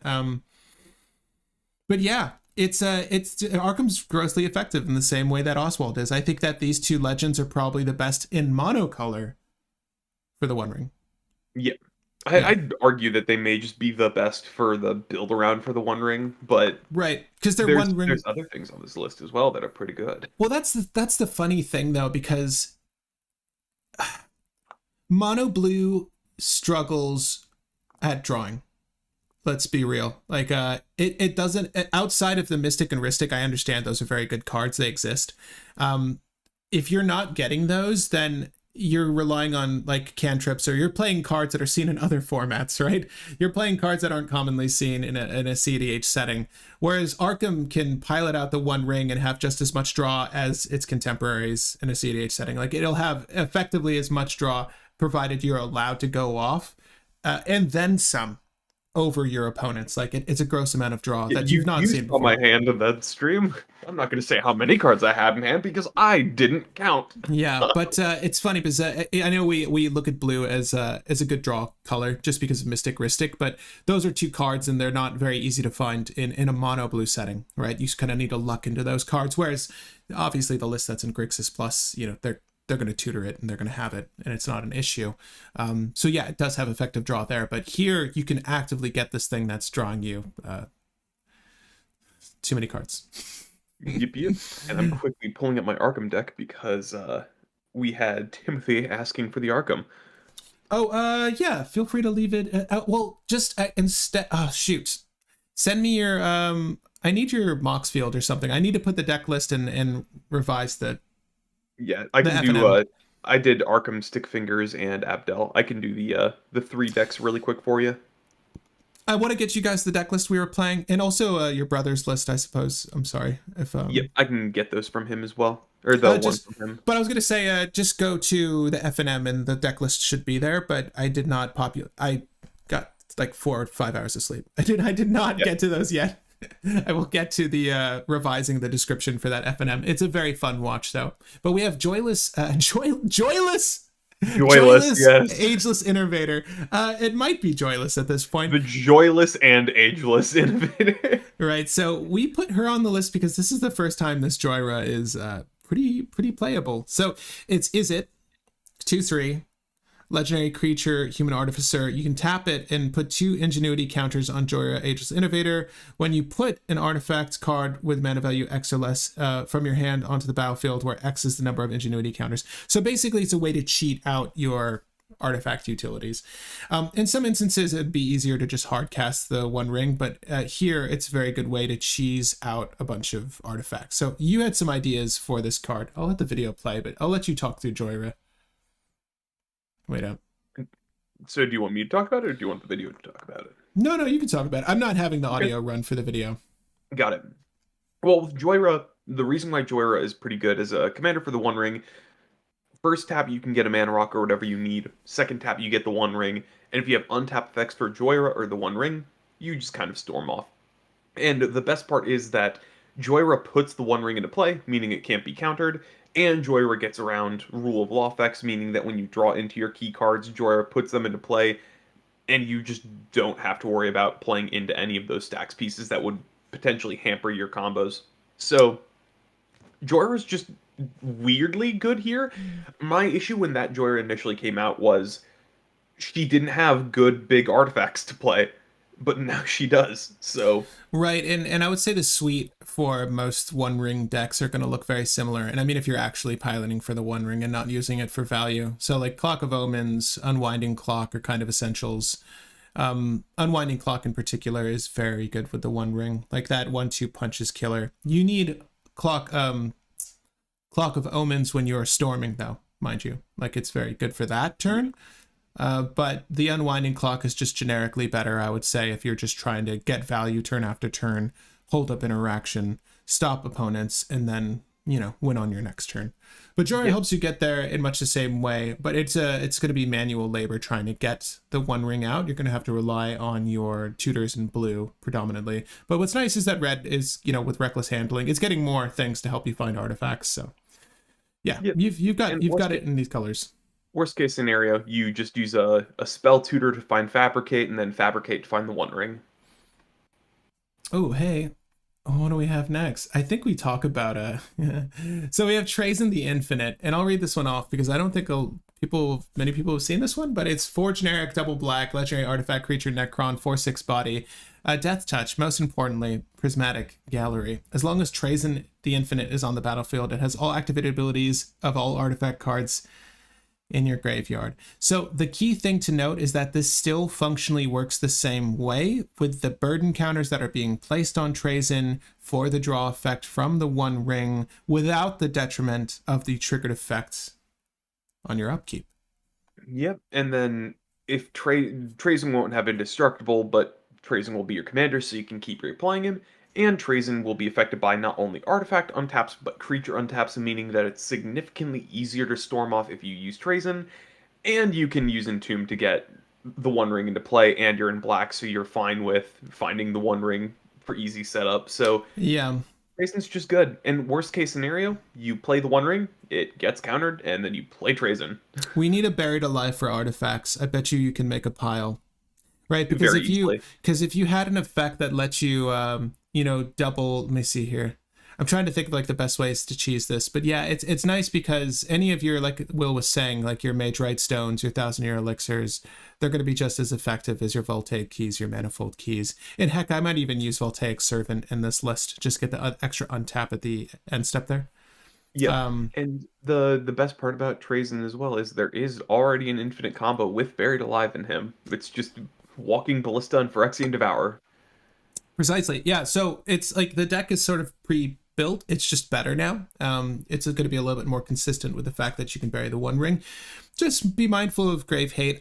The thing is, this skirts around like the typical offenders in stacks pieces you'd see, like the Soulless Jailers and the Grafdigger's Cage, because you're not really maneuvering things in and out of your graveyard. It's just there and you're benefiting from it.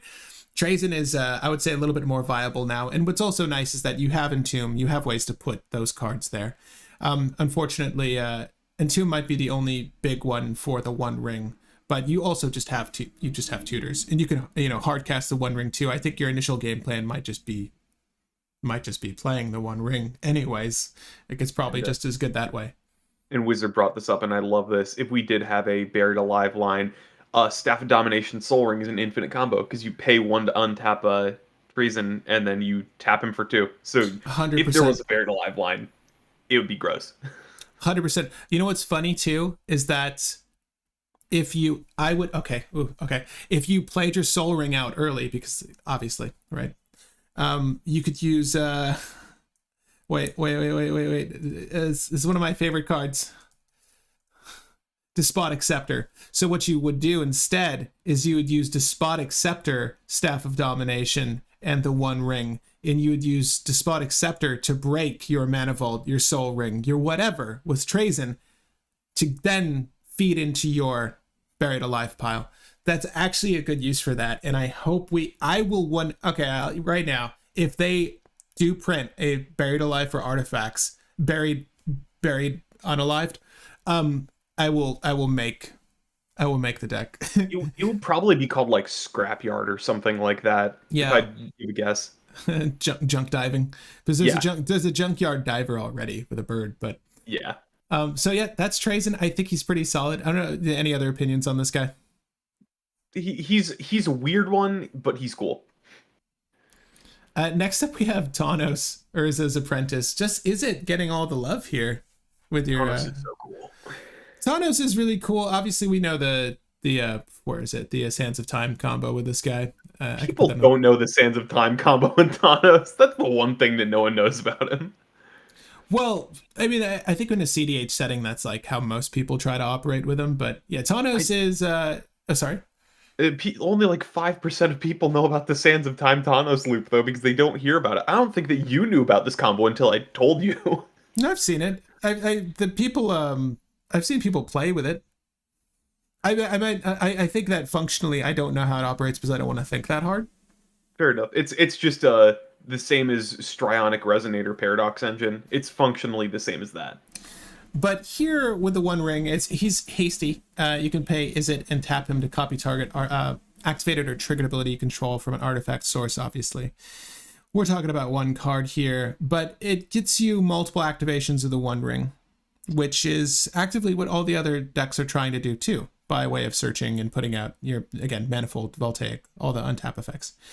Yeah, just a really good engine for the One Ring in the command zone. And another one that's in colors that help you find it. Obviously, black being the best for this, but Thanos is fine for it. Are there any 1-2 punch combos with the One Ring and him? I don't think so. Nothing easily built.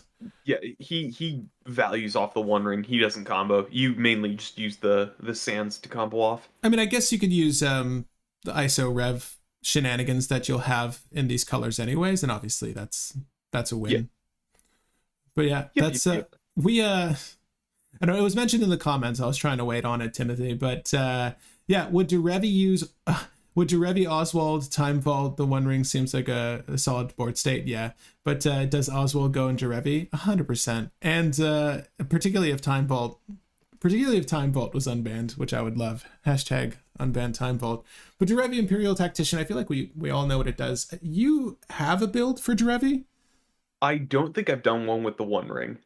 Okay.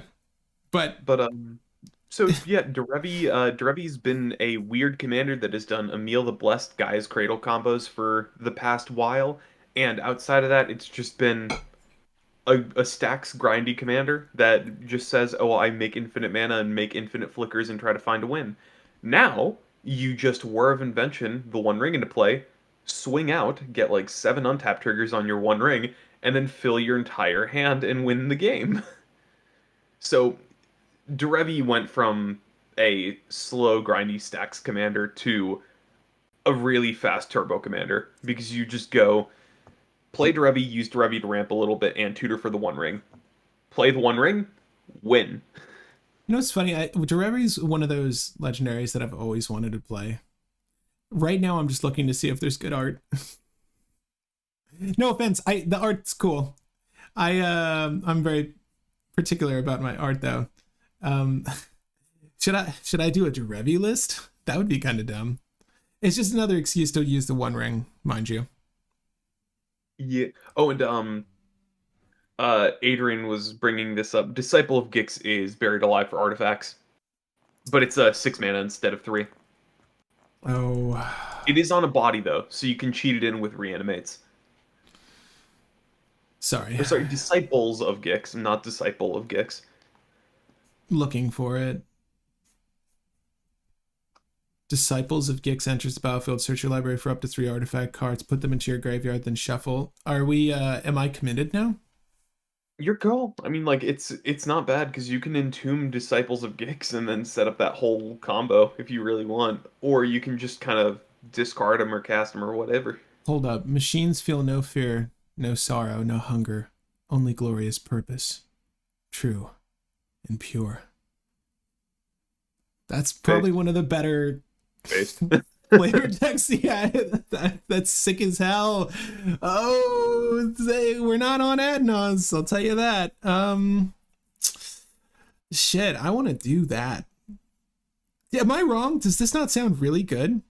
It's an interesting one. Like It's just Trazen's so expensive for it though. I brought this up as a buried alive card for him specifically when we initially went over this set. Like, I think before I started script writing for the channel, like you did a live stream covering this set that Disciples of Gix is in, and I brought up this card, and then I completely forgot it existed. Is Adrian? Is this the only one that exists? It's not kind of it. It is a buried alive for artifacts. Thank you for the suggestion. That's funny. I honestly forgot it existed too. I kind of want to brew Trazen this Wednesday. I kind of want to make this stream. I want to play Despotic Scepter, unironically. I want to break my own shit to give me combos. Completed Scepter is probably better than Despotic Scepter. Oh, no, Will. There's only one. No, you're right. No, Completed Scepter is, oh my God, I almost bought a copy just because I really, Scepter of Completion. That's it. The Scepter of. So there's really good art for this card. Why can't I get it to come up? Am I spelling Hold up. wrong? I'm just doing Staff of Completion. You're right. Why did I say Scepter? Okay, so I almost bought a copy. This copy. Did it go up? No, it's 13. But it went down. Thank God I waited.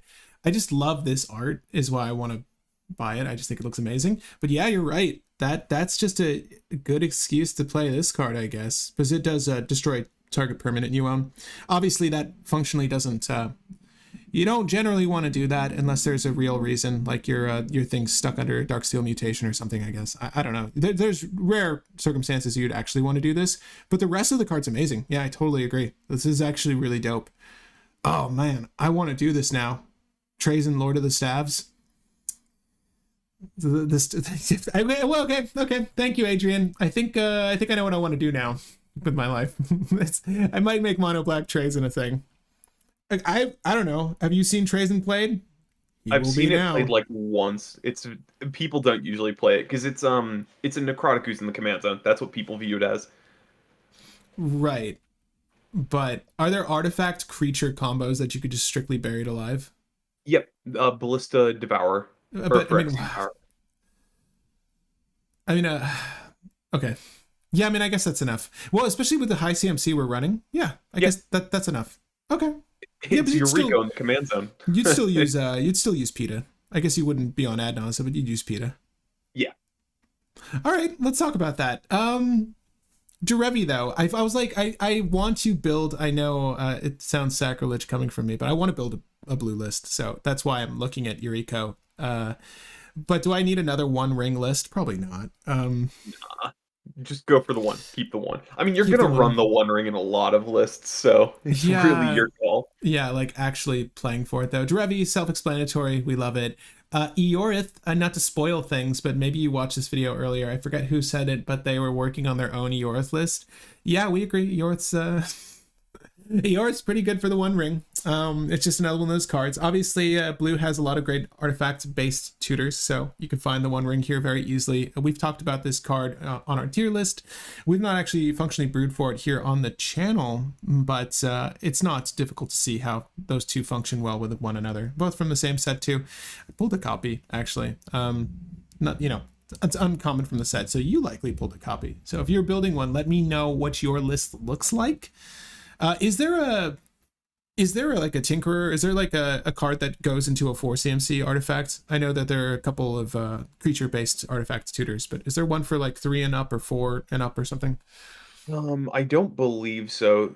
Yeah, it's we have for the mages, the like trinket mage, all that kind of stuff. We have a Mm-hmm. 1, 2, 3, and I think 6. 6 and up, I should say. Okay, so we just missed the mark.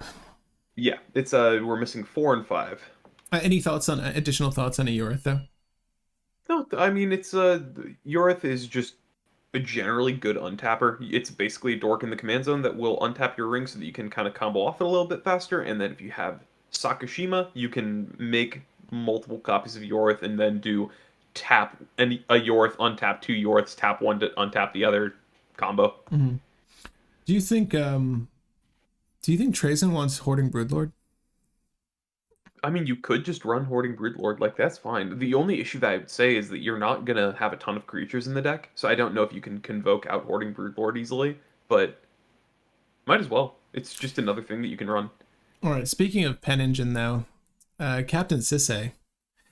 Yeah, she turns out the One Ring's good. We've all discussed it, and being able to find it quickly, also really good. Now the issue is it's 2-hand. I say issue. It's twofold. It's a benefit as well as an issue because you have to cast the One Ring, but even still, once you find up this legendary card, you get the benefit of having cast it, protection from everything, right? As much of a benefit as that actually is in Commander. But it's just another way to find the One Ring very easily. And part of the color pie that I think would benefit from the card draw. So not a bad I have thing. no idea. Selesnya is the best draw color combination in the entire game. What are you talking about? Oh, yeah? Yeah, I have no idea what you mean. Right. No, of course. Yeah, Sylvan Library. Yeah, they've got Sylvan Library. It's funny. I think that green is in a painful place right now. So this is really going to help, I think. But yeah, Sisay, obviously, just another way of finding the One Ring. I don't think as valuable as Arkham Daxon or Oswald. I would rather just have it in play. Personally, functionally very good, though. It would be way better with, obviously, Pen Engine around. But that's neither here nor there. But Estrid the Masked. Well, I'll let you take this one on, because I know this was an interesting choice for us.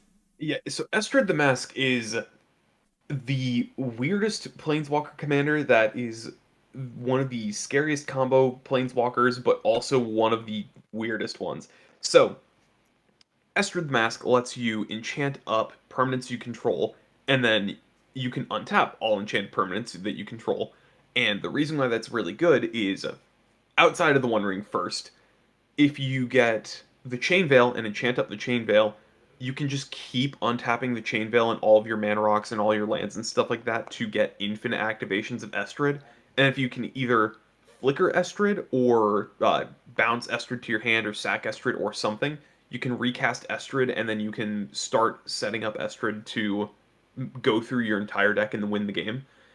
And then when we got Displacer Kitten, that became significantly easier because then Estrid became kind of a storm commander. People still didn't play Estrid. Now the One Ring's out, you can enchant the One Ring and untap the One Ring every turn. So I'm waiting for Estrid to hit critical mass and become an insane commander. Yeah, I keep looking at these, and I'm as we've revisited them, I'm like, man, I really want to make more One Ring lists because it is fun to just pilot for it. I'm not gonna lie to you, it is fun to just pilot for it. These are all very good. Yeah, Estrid is the most interesting one. If you'd want to build that, I would recommend Estrid because it does things other than the One Ring. Yeah, no, and you're in a good part of the color pie here with the blue inclusion. Yeah, there are a lot more options because of that. But yeah, I feel like the majority of this list is gonna be blue. But surprisingly it's gonna be green mostly because you have green enchantments that can hit all of your lands, which let you untap all your lands with Estrid and creature tutors for stuff like Displacer Kitten. You mean, well, I mean, beyond the Utopia Sprawl and the Wild Growth, what other enchant lands are you contemplating? You run the like 2-mana ones as well. Okay, no, that makes sense. That makes sense. You run anything that like cantrips and hits a land or just kind of net neutrals itself to some extent. Honestly, Estrid would be really dope. Yeah. I got Estrid's cool. Yeah. I look up the art for Estrid now. I think there's only one art, sadly. Oh, damn it. Sorry, I just like good art. I like good new art. All right, we have one more option for you guys. That is cool. Thank you, Devout. I agree. I think it is a good option. And thank Will for the scripts writing. He worked through a lot of these ideas.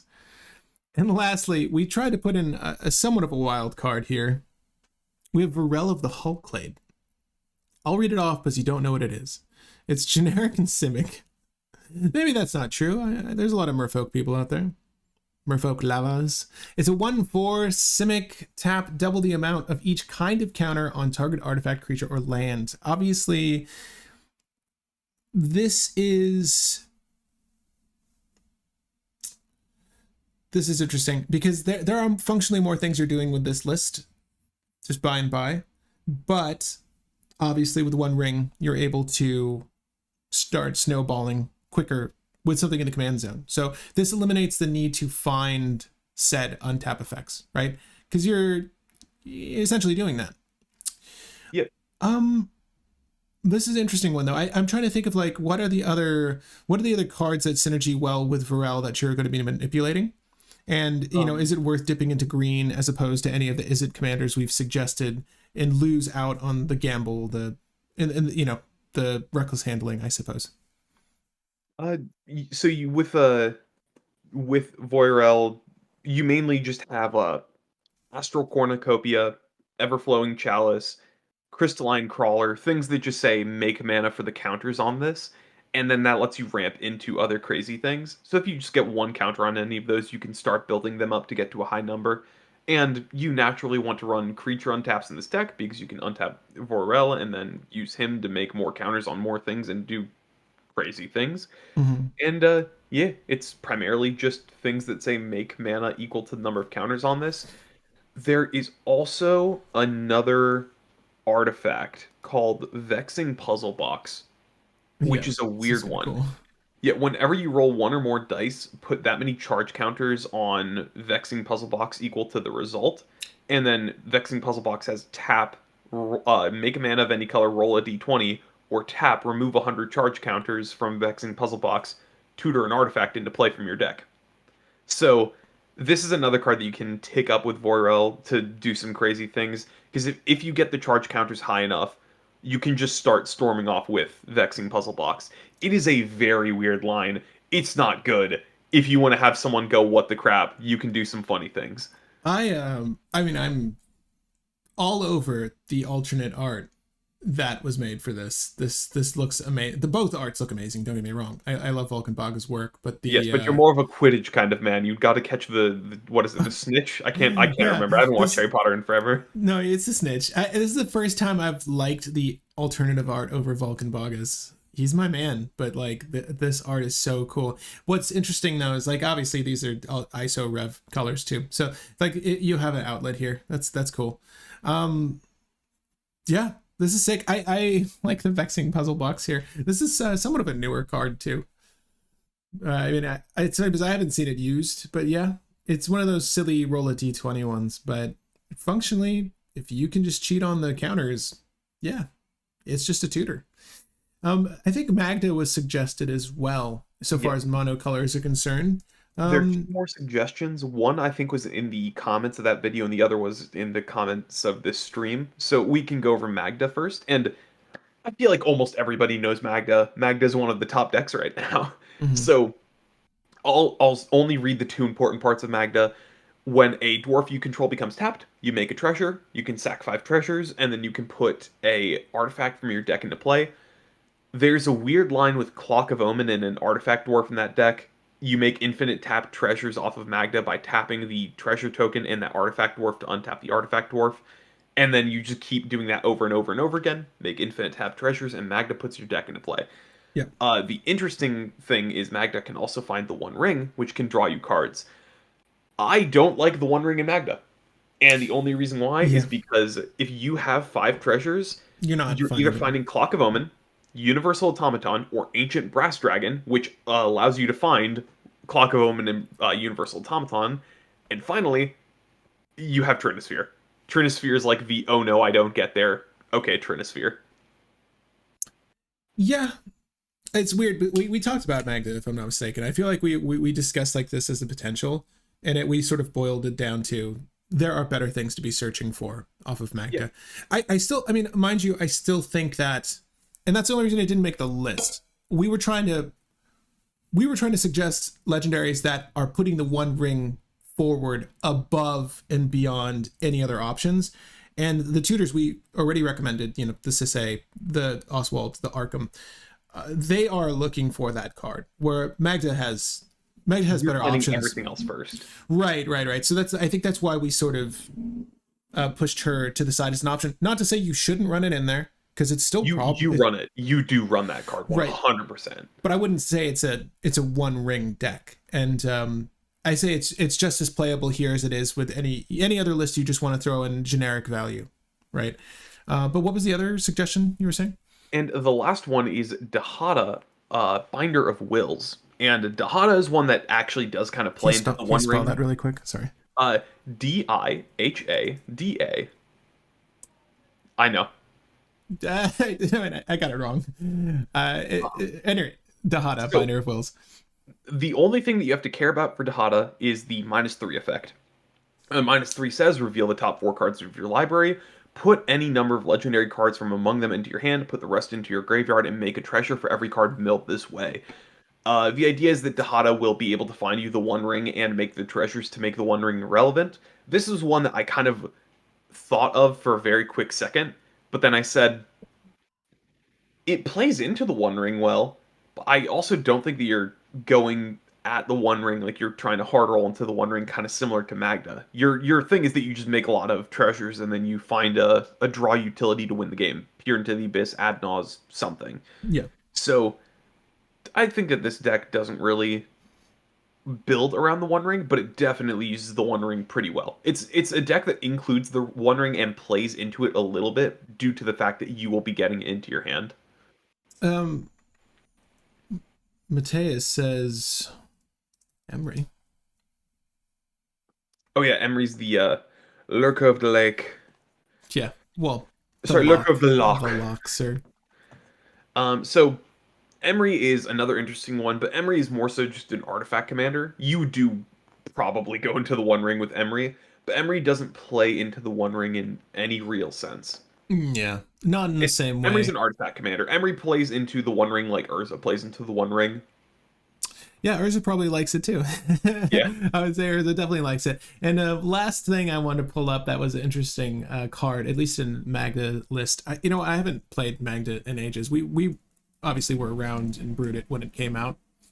But yeah. Realm Scorcher Hellkite is a suggestion as a new infinite outlet with Magda. And that is because when it enters the battlefield, if it was bargained, add 4 mana in any combination of colors, it is flying, haste, and it deals 1 damage to any target if you just pump it with a generic and a red. So is this an infinite treasure outlet is being suggested? Yeah, so if you find it. Yeah, you usually just find that and then you use infinite mana to kill people.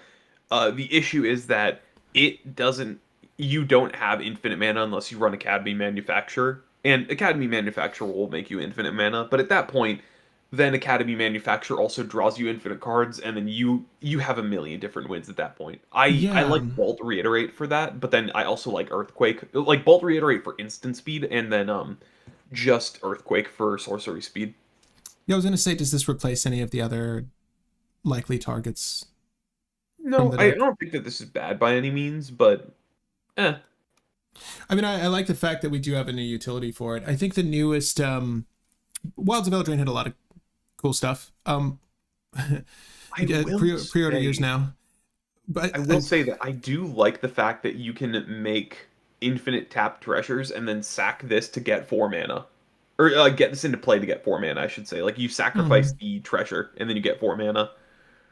Oh, I do like that. Oh, but it's when you cast this spell. Never mind. That's a little bit worse, but that's a cool thing. That's a cool thing that I would think about, just because you can do some weird stuff with that. Yeah. Last card I want to look at with you guys while you're all here, and this could be a question for an upcoming poll with the relevancy of Wilds of Eldraine, but is Beseech the Mirror. And I'll actually just ask you guys live now, but expect this in the community post if you want to gab and have a conversation with others on this. But is Beseech the Mirror a new staple tutor?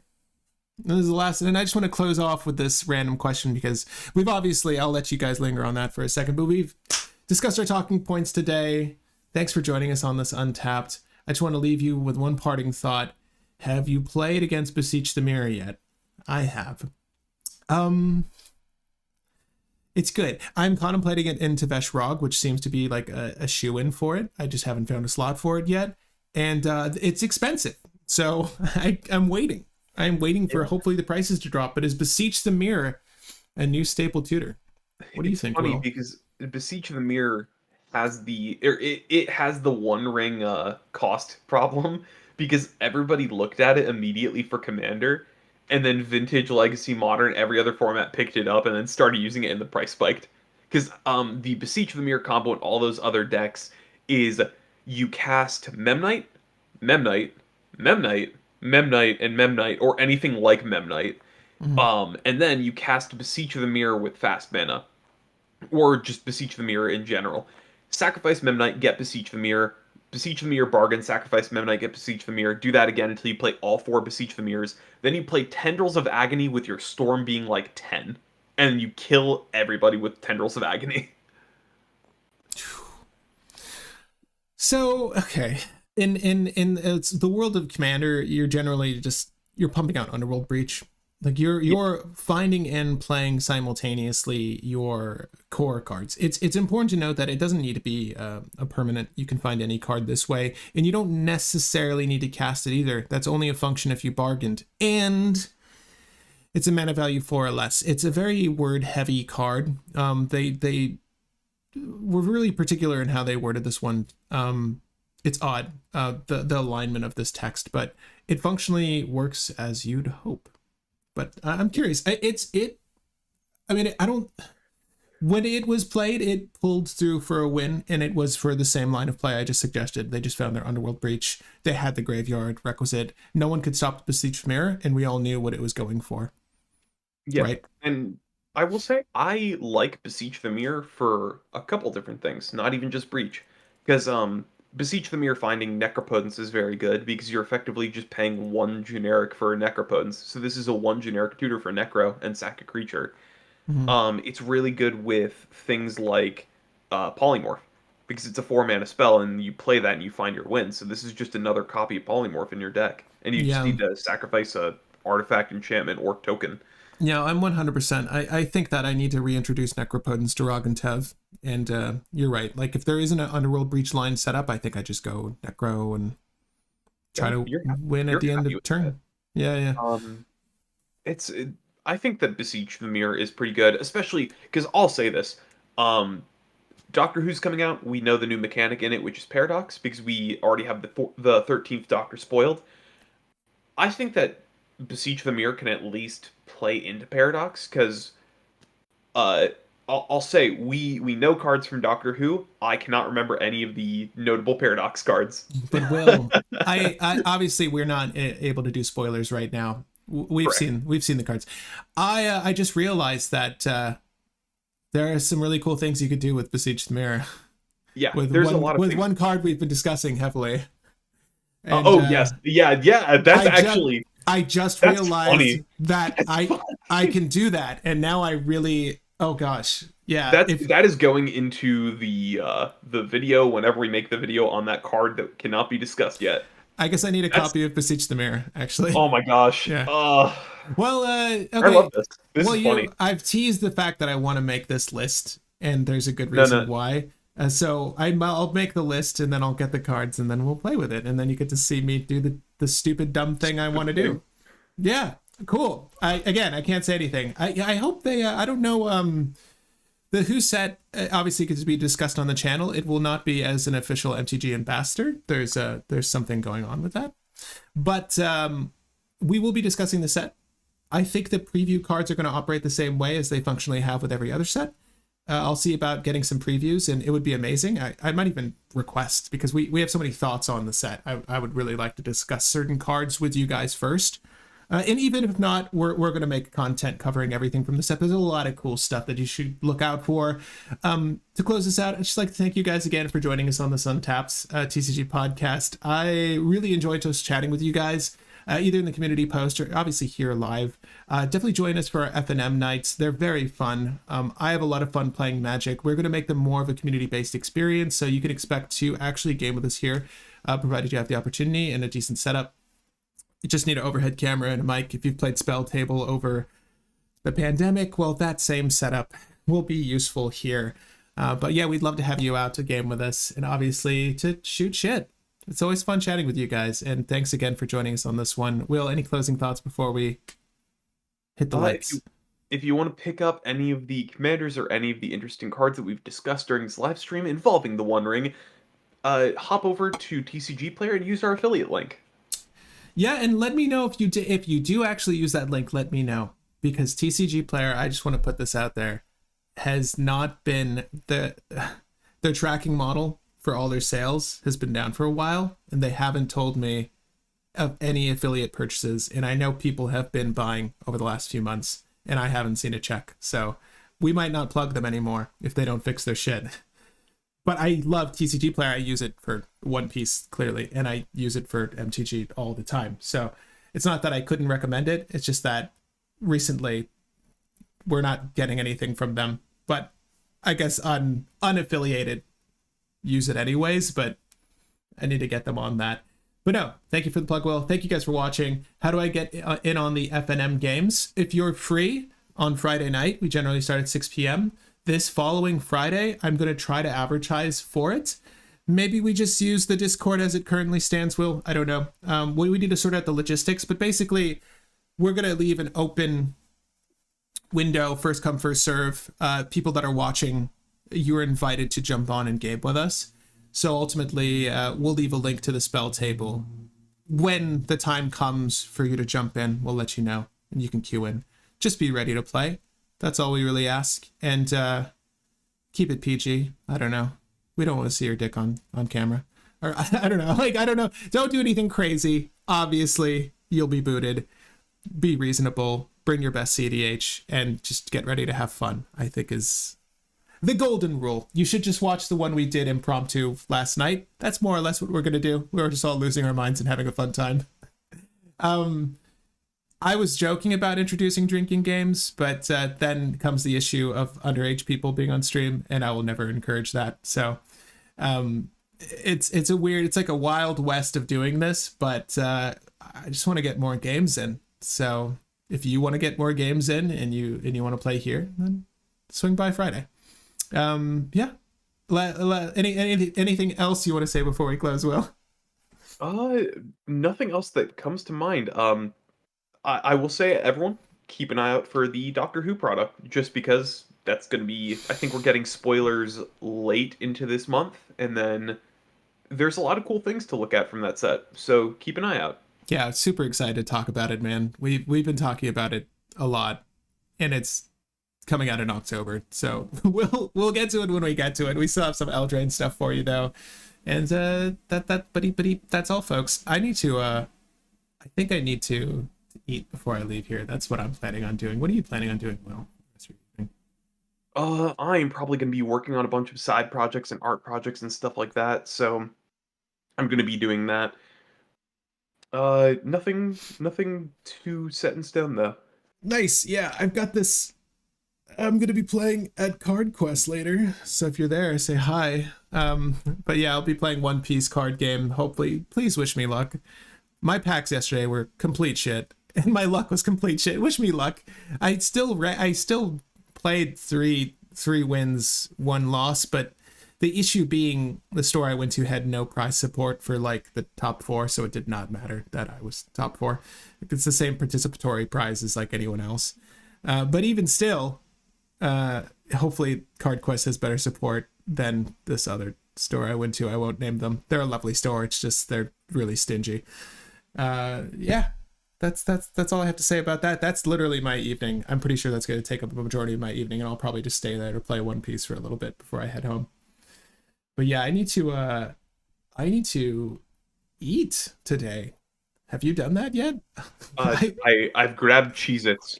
Oh, okay, that's good. I haven't done that yet, but I definitely want to do. Man, it makes me. It's just talking about Trazen really made me want to make Trazen. So that's the kind of dumb stuff I like. Yeah, Trazen and Estrid. Those are the two interesting things to brew. I mean, Derevi is just generically good, man. I feel like Derevi is still good, right? Like, Yeah. we all agree. Okay, I feel like I could do Derevi. Derevi as well. Cooler though. Estrid's awesome. I know.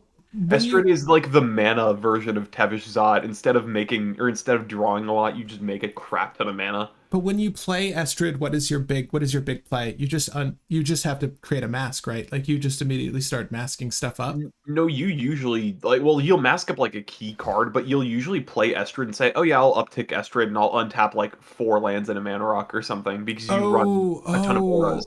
Oh, I get you. That's why you were suggesting the aura heavy. Okay.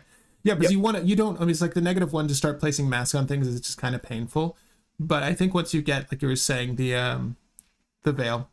Because think of it like you have a Wild Growth and Utopia Sprawl on something. It's like, oh, I'm gonna uptick Estrid to make 4 mana. And to the commenter, Mateus, yeah, Sanji and Zoro combined leaders look really good. I mean, we've seen how effective Law has been in red-green as just a bounce effect. Mind you, Law has let you bounce any level of character, and then obviously replace it. There is a benefit to being able to bounce higher level characters than 2. But the untap flavor on Sanji Zoro is good. I just don't know if green and blue are a good synergy for that effect, but time will tell. Obviously, that starter is going to have really good shit in it too. Expect a really good Zoro and a really good Sanji, presumably. I don't know. This probably means nothing to you. Well, we can. You should play One Piece. It's fun. We should do more One Piece streams here. Honestly, it's a fun game. I don't have time. I have too many things I'm still working on. Yeah, fair. Anyway, let's see. I'm trying to see if the stream's caught up to this. We can stop recording though, minimally. Expect some shorts content to be populating your YouTube channel soon from the stream. I just recorded this one. This is gonna take a lot of sifting, but I feel like there was some good tidbits there on Paradox Engine that are gonna. Wait, did we say what did we say? What did we say that was unpopular? Unbanned time vault. That's a short. If you're wondering how this, the pudding gets made, this is it right here. It's like One Ring should be banned, Paradox Engine should be unbanned, ban time vault or unbanned time vault. I feel like those are the things. It's just unban some things, ban other things. Those are the things that are gonna get people triggered. Right. Trazen, best mono black commander